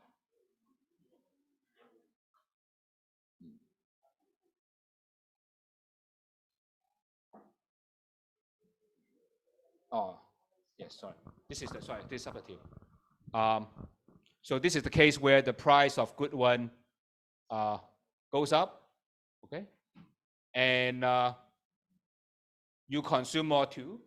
So basically, like this. This is iPhone. This is Samsung. Right? Apple increase the price, okay, and people spend more on the Samsung, the Google phone. Right? So sorry. This is the substitute. Yeah. This is the graph. I mean, I should swap, I guess. Sorry for the. So just swap the graph. Sorry for that. Um, so I think you should swap the graph for the substitute and complement a little bit. I'm sorry about that. I think sorry about that because I think I was right, but suddenly I just got mistake here. So there's a complements and substitute. Okay?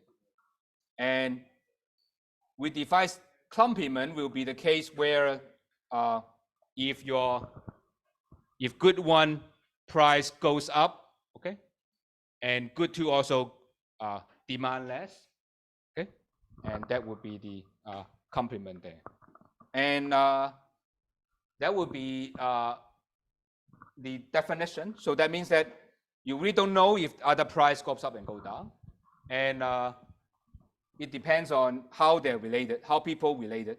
Okay, and you can see it at the end of the day depend on the indifference curve, right? Where how it looks like. Okay.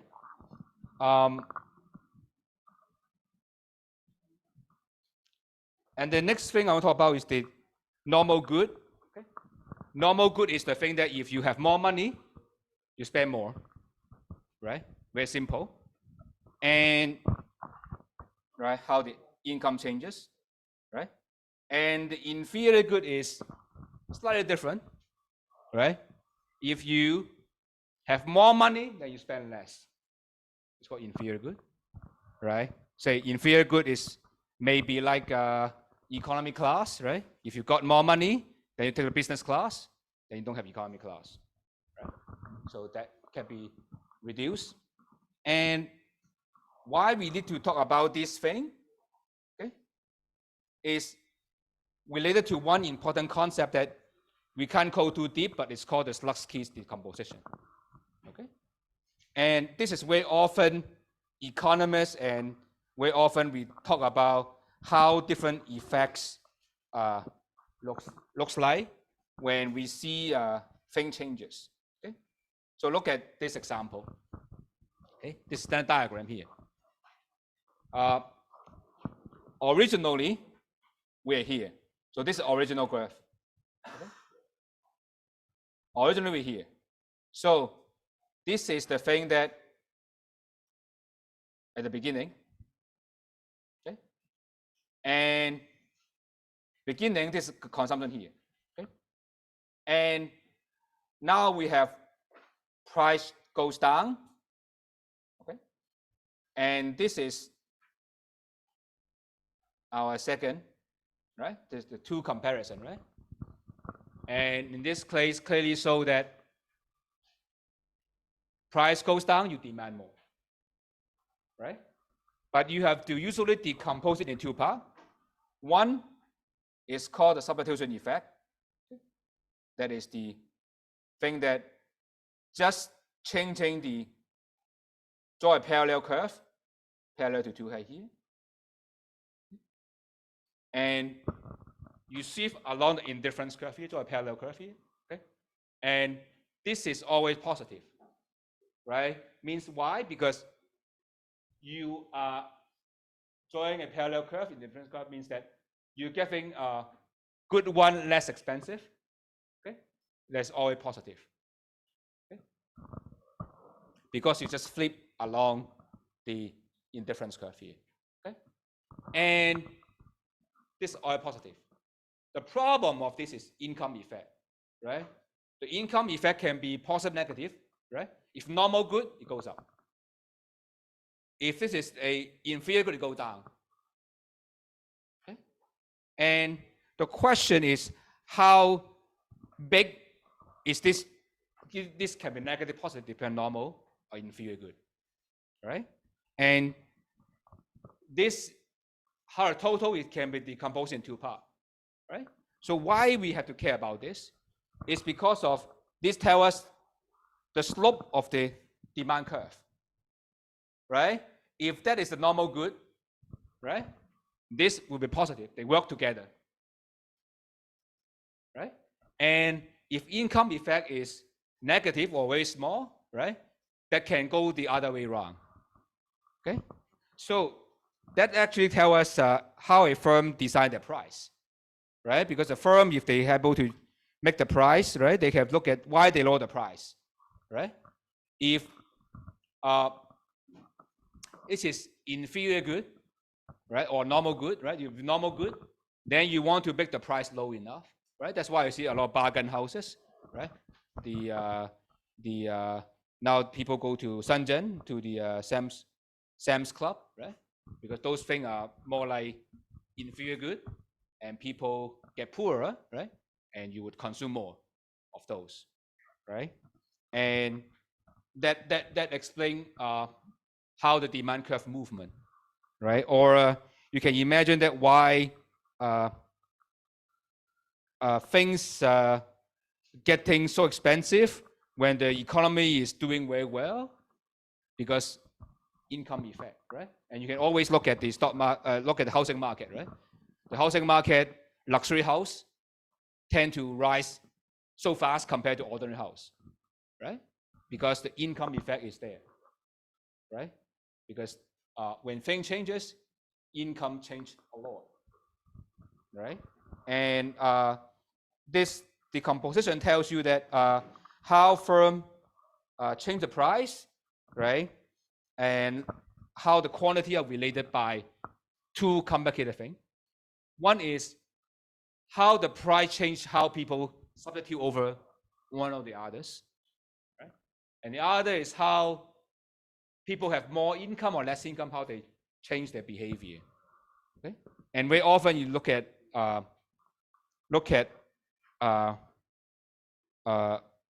price changes, right? Look at the stock market relation, right?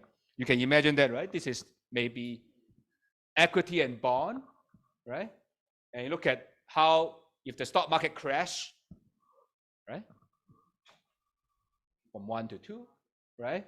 Is it going to be increase the bond demand or not, right? It depends on substitutability, right? Because it end up here, it end up over there, right? Depends on how people like, right? It also can depends on, you can also like this, right? Can go up by 2, right? So you can imagine that this is the stock market crash, right? Good one is the stock, 2 is the bond, right? It depends on preference. We look at how people change, right? If stock market crash, people want to sell, it's possible, people actually sell the bond to buy stock, right? This is the case. Or the money actually go from the stock market to the bonds market, right? And which case will happen, depends on preference. And of course, you ask, how can we measure preference? Use data. Data can tell us how the market would think, which way you can predict, right?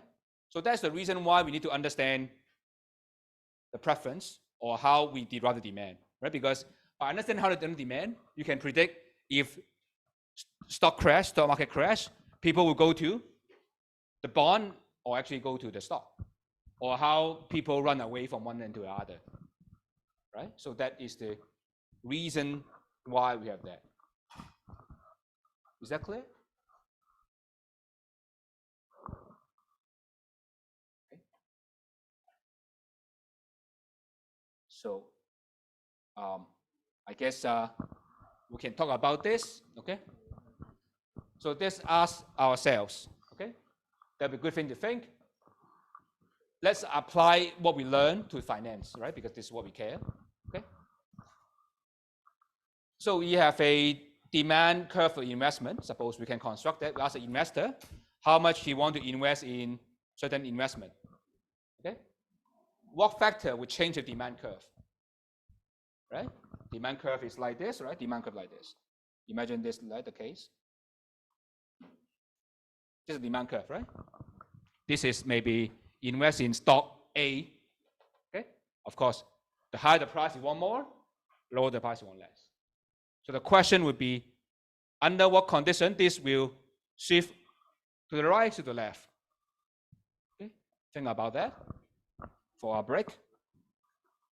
The second question would be, what kind of investment you think substitute or complement, right? Substitute means the following, right? Substitute, this graph is like if the price drop, right? For one, stock crash, the stock market rise, right?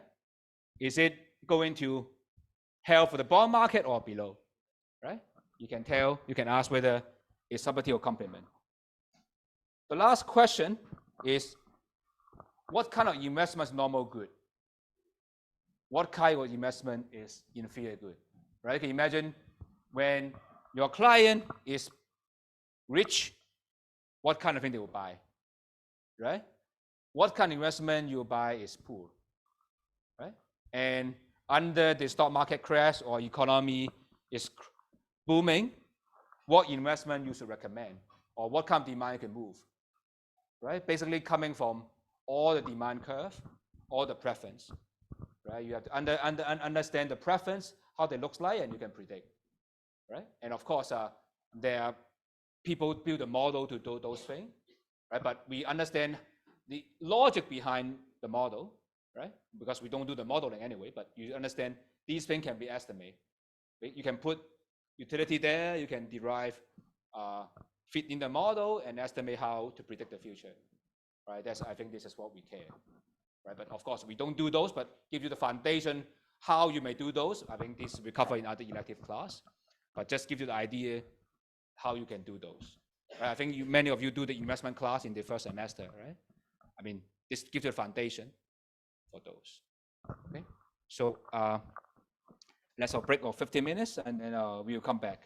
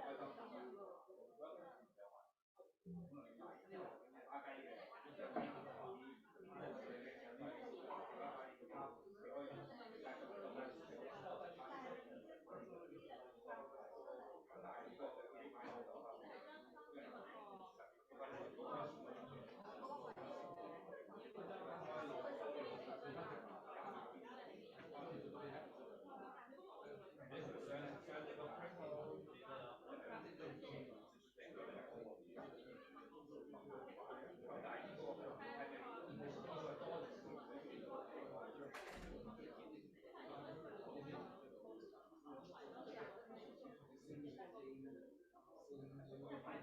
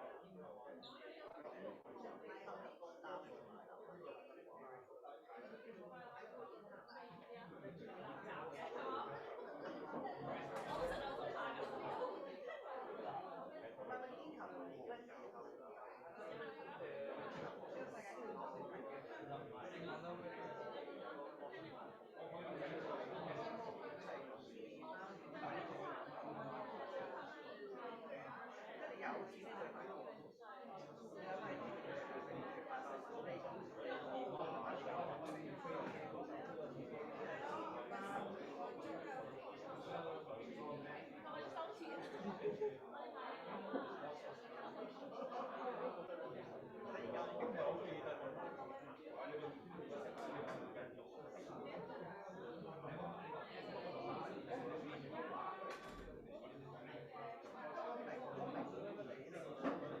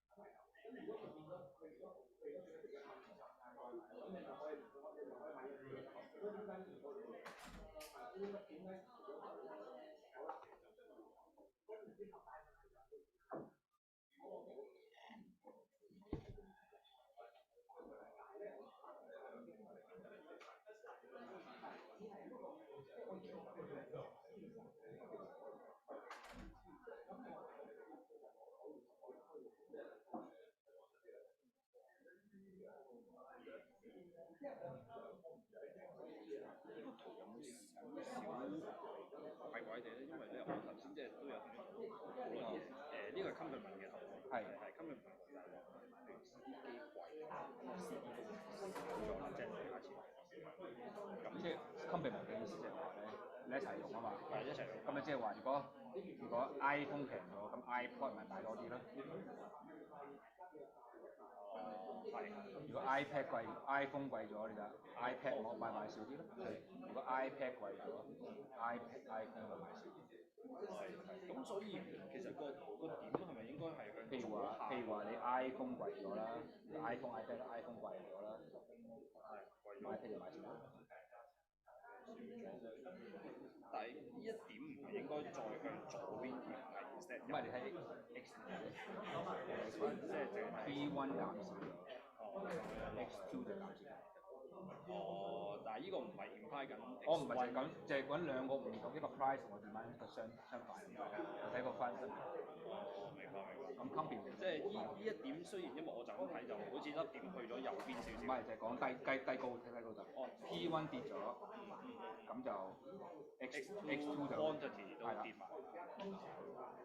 如果跌咗咧係啦，如果咁睇 P1 跌咗 ，X2 高咗。P1 跌咗 X2 高咗。分解啦，個 P1 高咗 ，X2 跌咗。啱啱 P1 同 X2 啱相反。OK， 所以呢一點就唔好諗話我 X1 嘅 quantity 稍為多咗，即係唔關事。我唔關事，就係呢個 price 唔係呢個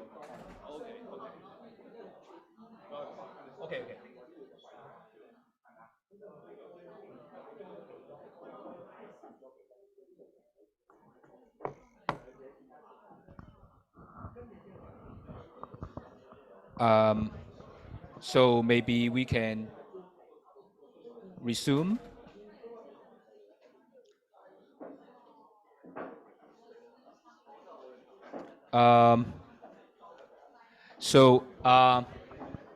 Some of you asked me during the break, maybe I explain this other way that will be more fun, I guess.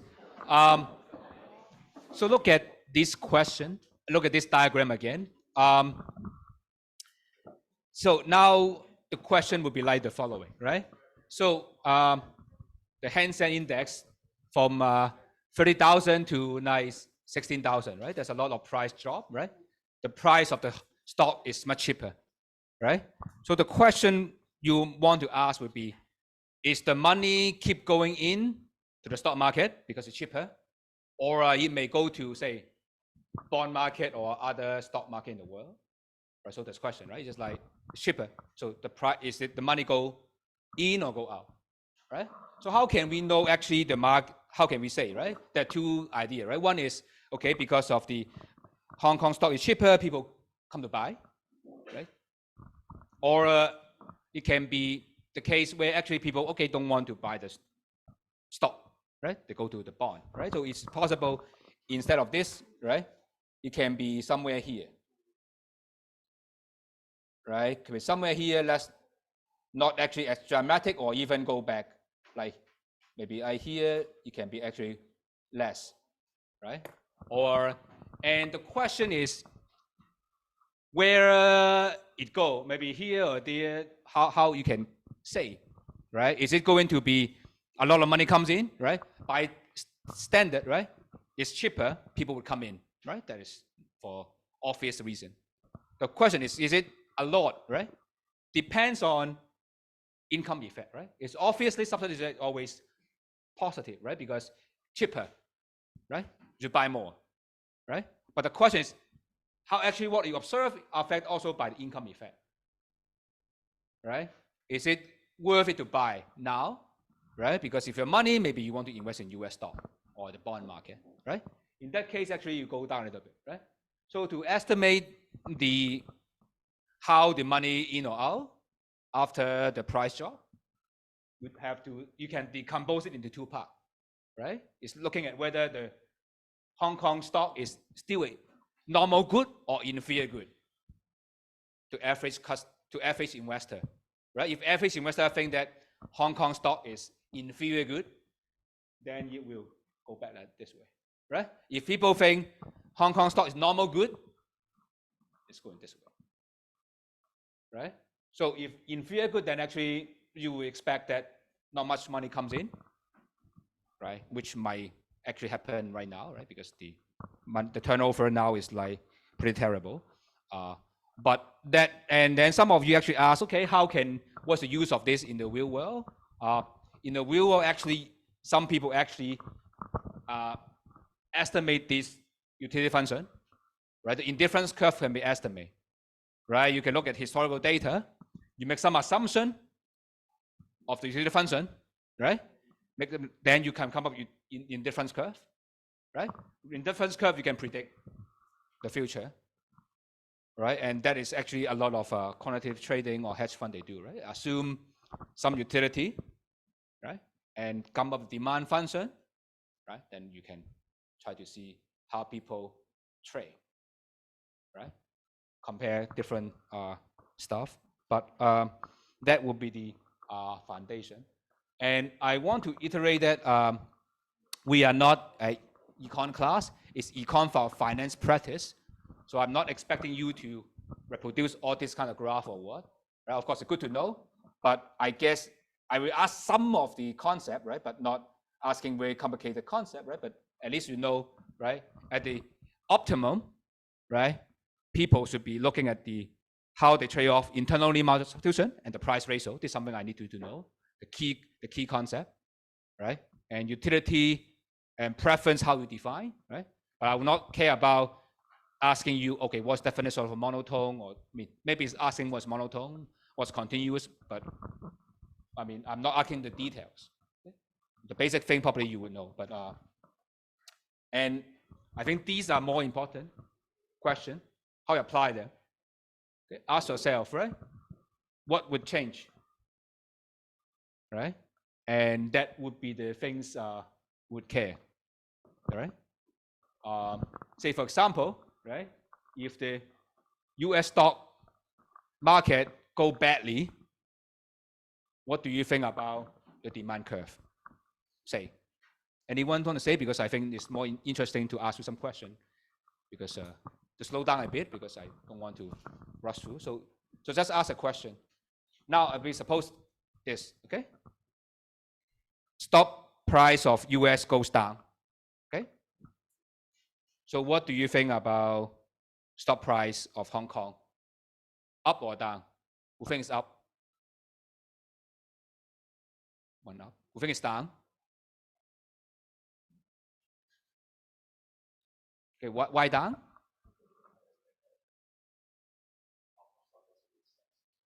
Hong Kong stock doesn't make sense, okay? So follow the US. What do you think? Complementary good, okay? So that's a good. So you think they're complement? It depends. It is a good economist. Economist is always said it depends often, right? But I think it's very good idea about complement. Why complement? To put it this way, why complement? Anyone who want to say why? I mean, we agree it's complement, I guess, right? But why complement? Why there's complementarity here? But if complement, then why the U.S. stock market goes up so high now is so low here? Oh yeah.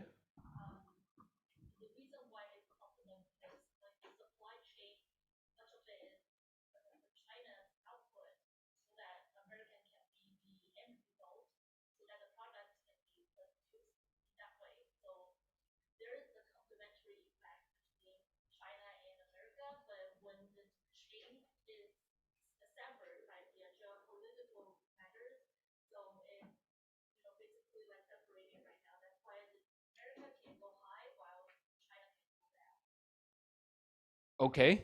So you explain complement in other ways. So it's just production side. So basically just like more macro, but basically say because Chinese can produce cheaper, right? Economy is bad, then the price is cheaper, then they can export good cheaper, then US can produce higher profit, right? That's okay. Okay, that's good. So, and in some sense, right? We are making in the logic is try to, in some sense, we are linking the indifference curve, give some idea, right? Because typically about complement, right? One thing we will mention later, hopefully today, is about expectation, right?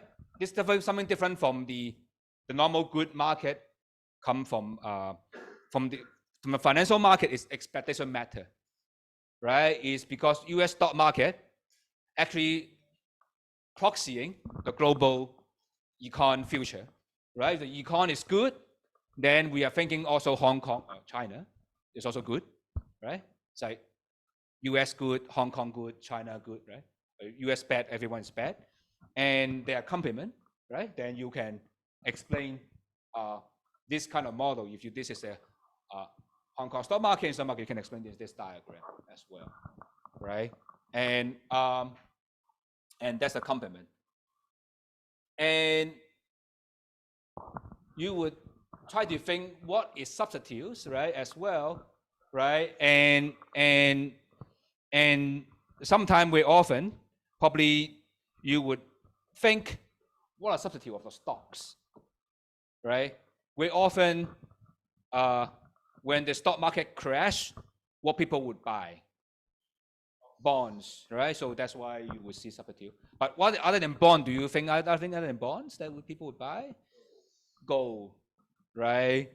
And why? So you would, some reason is you are expecting the stock market is more risky, right? But we talk about risk thing in the after the dinner, but that would be things we know, right? Normal good and inferior good, okay? And probably you can ask one thing is what is investment is inferior, what's normal? Anyone want to say what's inferior, what's normal? Okay, put it this way.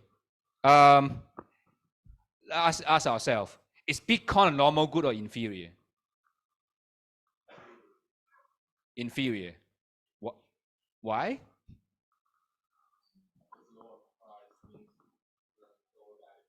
No, inferior good means you have more income. You would want more as normal good.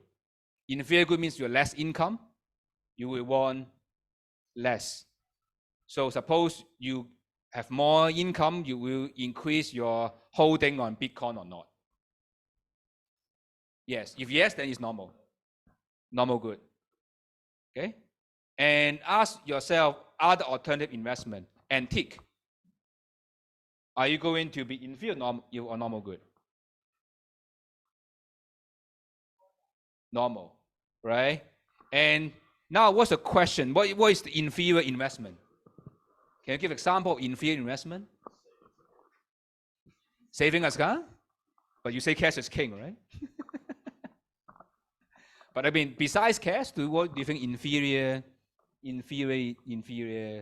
Cash is right. If the market is boom, cash may be inferior good. But what is inferior investment? risky assets is inferior investment. Okay, that might be. But what are the real investment that will inferior? Can you think about any investment is inferior?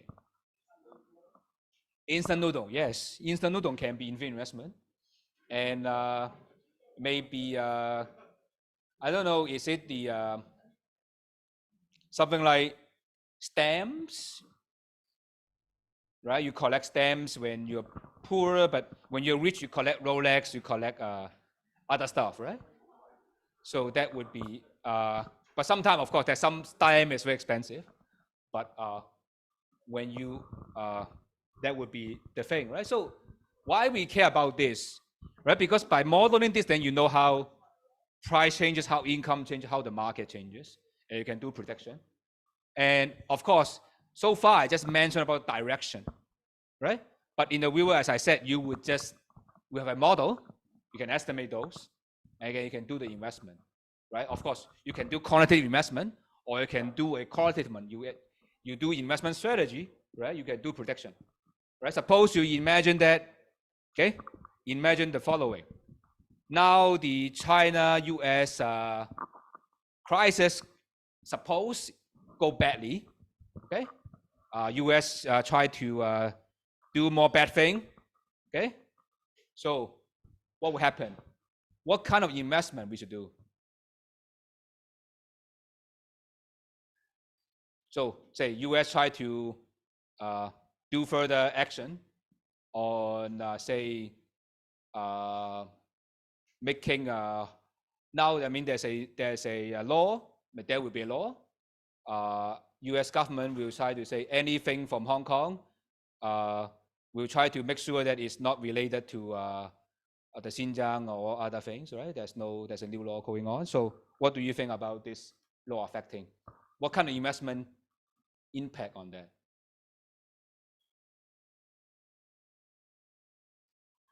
Or make it other way around. So suppose now a presidency will go to Vietnam, right? They try to sign a contract of sign a new agreement, the common fortune, right? 命运共同体. So what happened? What happened to that?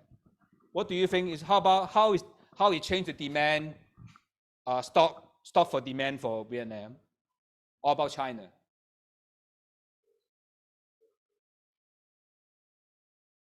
So what do you think? You're talking about substitution income effect to argue it, right? You can just you cannot just say up or down. You have to support it by further analysis. But taking this class, after this class, you should think one more deeper, right? You're talking about, okay, they do more business together. How does it affect the demand for the investment for China and in Vietnam? So suppose how does it affect the stock market for China and Vietnam? What do you think?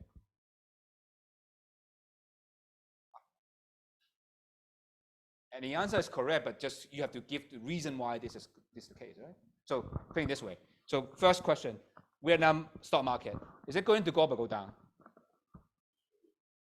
Up. Why?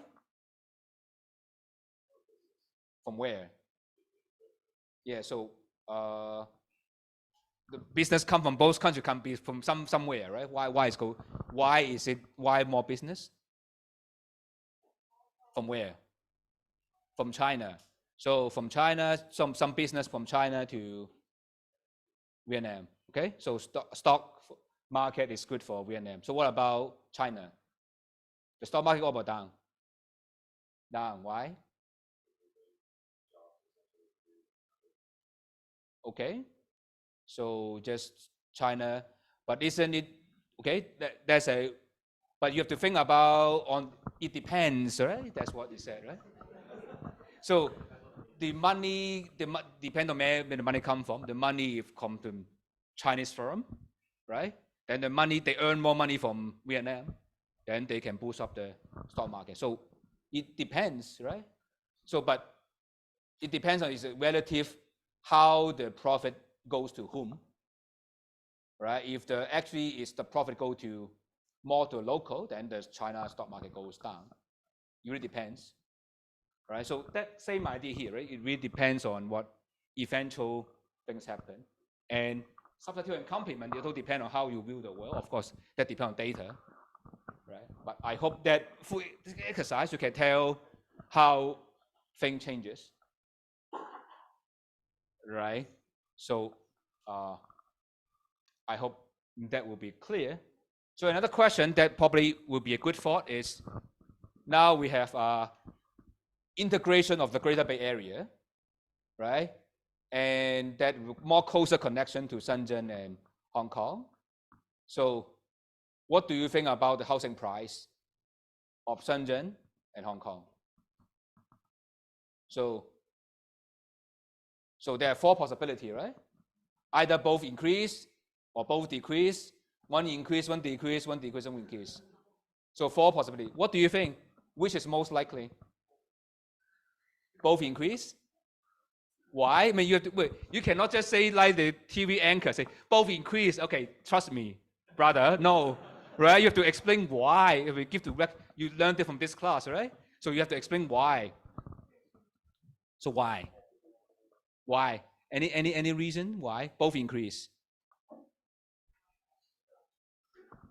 I think like the housing prices of the Shenzhen will go up, and the housing prices of Hong Kong will go down, because there are so many people like they've been like working in Hong Kong, but they live in Shenzhen, and that increases the price for the houses in Shenzhen because it's getting more and more convenient. And the places are basically connected. And for Hong Kong, if the prices are going down in Shenzhen, going up in Shenzhen, and more opportunities are there, and then why should we buy that in Hong Kong? So it's gonna go down. Okay. So I guess what you actually mean is you can reframe it in the model of utility indifference curve, right? So what being said is, so far we don't have indifference curve change, right? But what you said is basically, suppose this is Hong Kong. Maybe I just draw it. Okay. And basically it's like more like this, right? Before, okay, this is Hong Kong and Shenzhen, right? And before, the two thing is very different, right? So suppose I give up 1 unit of Hong Kong house, I need many Shenzhen house to substitute, right? But now you say because of integration, okay, this goes down, right? So it's just like shifting, right? So that means that you shift the curve, right? You have the price, so you basically the price would shift accordingly, right? Suppose this is a price, right? So that means that the price will be cheaper for Hong Kong, more expensive to Shenzhen. Is that clear? What it means? Let me explain again, right? In case you don't get it, right? Suppose we make the assumption that the market is efficient, the price eventually reflecting the marginal rate substitution, right? Before, because of the transport, is very difficult, right? So you give you one house, suppose I ask you to give up one house of Hong Kong, you need 2 or 3 Shenzhen house to compensate, make it as happy as before, right? That's the price, right? That's how you rate the price of the Hong Kong Shenzhen. But now it become very similar, right? Because you maybe live in the Luoku is no different from Fanling or Shangshui, whatever, right? In that case, we're very similar, right? Or then the price will drop, this one go up, right? So that is exactly what you said. So, but you can see this model can go far because basically you are just asking the direction, but how far it go depends on how you model people's preference, right? Because that would be how you model, right? But it's also possible that both go down as well, right? Depends on how you think about the economy, the income, right? Because we don't have public income in the model, right? Because it's possible that in both cases the income of the people goes down, right? Because of if the two economy connect together, why Hong Kong charge higher wages? Okay, it's possible that both wages go down. It's happened in international, in the EU, right? There's a when people can move around, that actually the wages is low, right? Because people can substitute each other, right? So it's possible that actually, relatively, Hong Kong will be getting inexpensive and Shenzhen getting relatively more expensive, but it's possible that both go down. Okay, it depends on how big the scope you analyze, right? But we'll save it for later. Okay, but I hope that convince you that what we are doing is a meaningful exercise. Okay, so firm. So don't worry, the firm is exactly where just the mirror image, very similar. Okay, hope I have enough time to figure that out, but it's not complicated. Okay, so we're not going to be too deep for this one because everything that the firm can do is produce, and how can they produce that's given by technology, right? What kind of input it can combine, right? And the input can be land or capital or labor, right? There's a different input, and you give what the quantity, right? Basically, just still same idea, right? You have a dots on the diagram, right? Suppose you have usually what you see is in the make it diagram, right? Suppose usually what you got is you have labor, you have capital, right? Suppose you have 3 units of labor to the capital, and this is the input combination, right? And you can tell me that how much you can produce in this way, right? This is the input combination, right? Can be same as 1 and 2, right?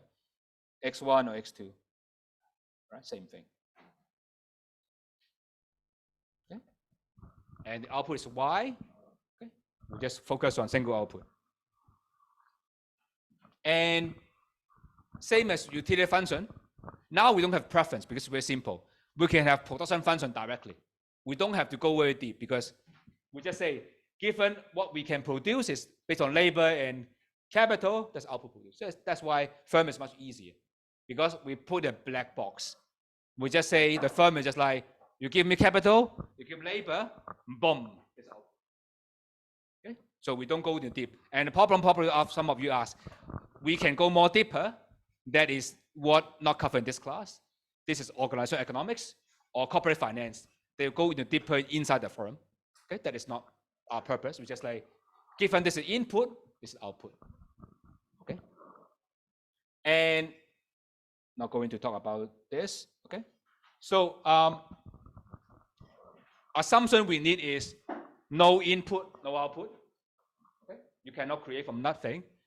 That means you have no input, you have no output. Okay, and then we have some monotone, more input, more output. Okay, you have more capital, more labor, you produce more, right? And this line is called the isoquant, right? This is all the combination that gives you the same output. Okay. And you can have convex, which means that you combine capital and labor. Is whether only capital or only labor. Okay, it's convex. So everything we learn from the consumption actually extend. And I have isoquant here, right? That's what I said. Isoquant is the iso the same, quant is the quantity, same quantity there. Okay. So that is the isoquant. Okay. Now, one important thing like what we learned is from the utility function with MRS, right? Is how you trade off one group or the other, right? I give up 1 unit of X1, how many X2 I needed to get the same happy, right? And here isoquant will give the same thing, we'll call MRTS, marginal rate of technical substitution, okay? Which means suppose it's labor, I take away 1 labor, how many capital that I will need to make sure that I have the same production. Okay, that is called the technical trade-off, right? So that's why they call marginal rate of technical substitution. Okay, that's a slope. And technically, as I said, I don't need the math, right? Technically, it's just you take the partial derivative of the both. I'm not going to talk about that. but just ratio of marginal product. Okay, but I'm not going to talk about that because the only thing you need to imagine is the curve, the slope, and that's what we need. Okay, the graphical explanation. Okay, and we will see the same substitute complement or coplocalus. Okay, substitute, it just simply means that suppose capital labor, you take away one labor, I have one more capital, I still the same. Okay, a machine and a man, the same thing. Okay, then it's like this. Okay, if Leontief complement means I cannot take away anything, right? One man has one machine. You give you 3 machines, I have 2 guys, no use. Only can use 2 guys, right? You give me 3 guys, 2 machines, I can only produce as much as 2 machines, right? That would be this Leontief, like this one. Okay, and in general, they will be look like this coplocalus style. Okay, it's like this kind of curve, and this is something people use in the real world to estimate how productivity that goes on. So before we end this, we will talk about last thing is how firm would decide how many labor, how many capital they do. Same as consumer, right? He will try to make sure that the internal exchange rate, same external exchange rate, right? Internally, production tells us, or technology tells us how much capital and labor can exchange to keep the production target the same, right? And outside, how you exchange depends on the wage rate and the rental rate, the cost of capital and cost of the labor, right? They must equalize. Tell us how much the firm would choose to produce, right? By doing that, the cost curve. Okay, so that would be the thing. That would be the main thing, right? So basically, it will look like this.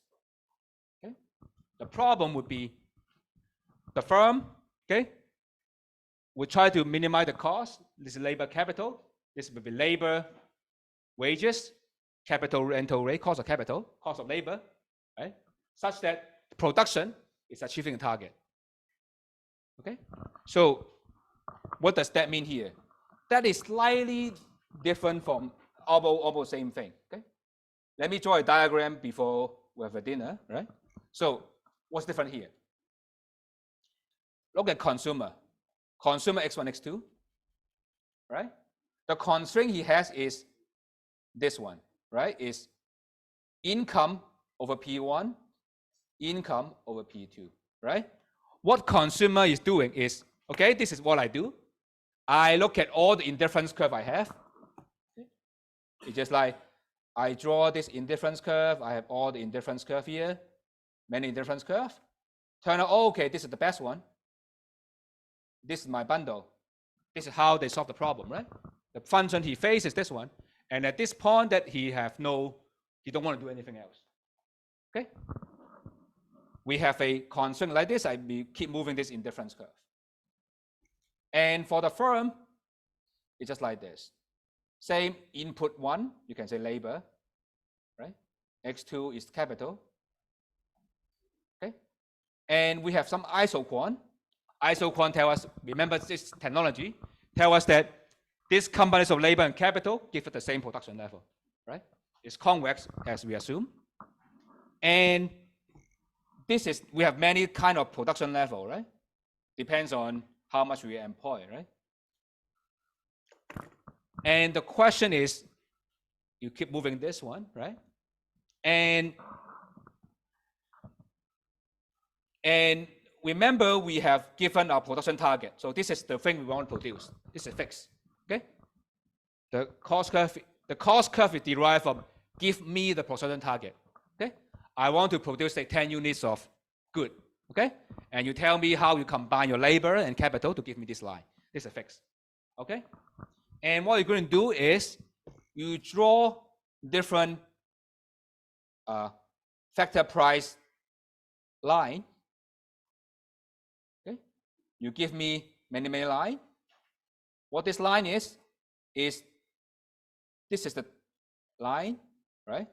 is the total money you spend, total cost, divided by wage 1. This is total cost divided by wage 2, right? So suppose labor is wage W1, capital is W2, right? If you spend all your money on labor, this is a total budget. It depends on this how many labor you hire, right? There's many labor. Then by changing the total cost, the higher the better, the higher the more costly, right? You want to minimize the cost, so you just basically keep looking at many line of this, okay? Many line of this, right? Many line, you can draw a parallel line, many parallel line, and you figure out the minimum one, right? Because you want to minimize your cost, right? Because each parallel line tell us total budget you're giving, total cost you're producing, right? So by choosing the line that is parallel, that you minimize the cost. Okay. So let me repeat again because I think this is a little bit tricky. So the firm is facing these two price of hiring labor and capital, right? If I spend all my money on this is how much labor I got, right? And this is how I get this one, okay? This is a line that by fixing the money I spend on production, okay? And if I go up parallelly, which means that I increase my total budget for production, right? But I want to minimize my production budget, right? Minimum cost, right? Because consumer will maximize utility, firm will want to minimize cost, give us the production target, right? The production target will give us, based on technology, give the ISO point. We want to find a point that the cost is minimized, right? Because we have to choose one point on this curve, ISO point. And how do we choose? We pick the one that is parallel, one that is lowest one. Right? Why is parallel? Because you can change one or the other, right? Because at each point, let me finish this and we can go, okay? So at this point, right? Come look at this one. Okay, look at this point. Why this is not optimal? Okay? Because you can, in the market, right? You can hire less labor and more capital, the same budget, right? Because the same parallel line means that the same budget, okay? And for this one, if you fire some labor, hire a little bit worker, okay? You can do it, and with lower cost, okay?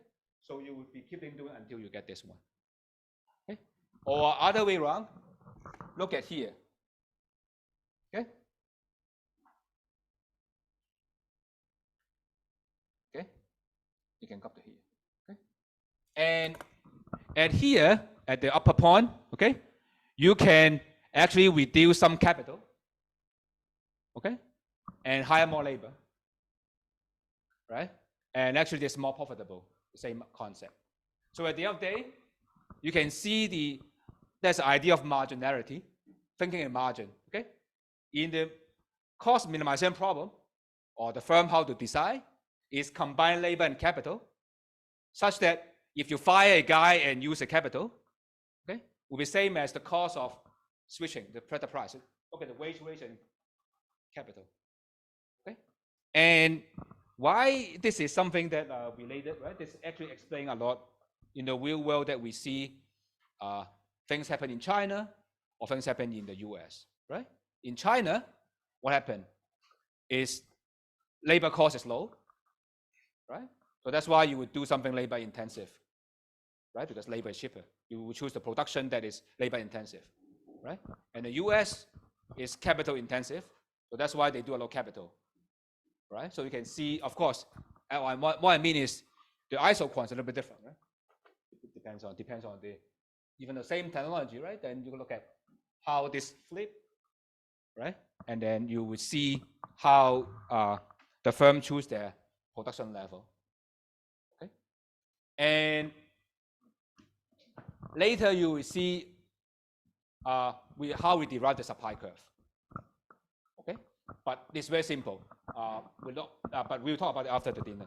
Okay, so I guess it's time for the break. I'll stay around to answer any question. So enjoy your meal.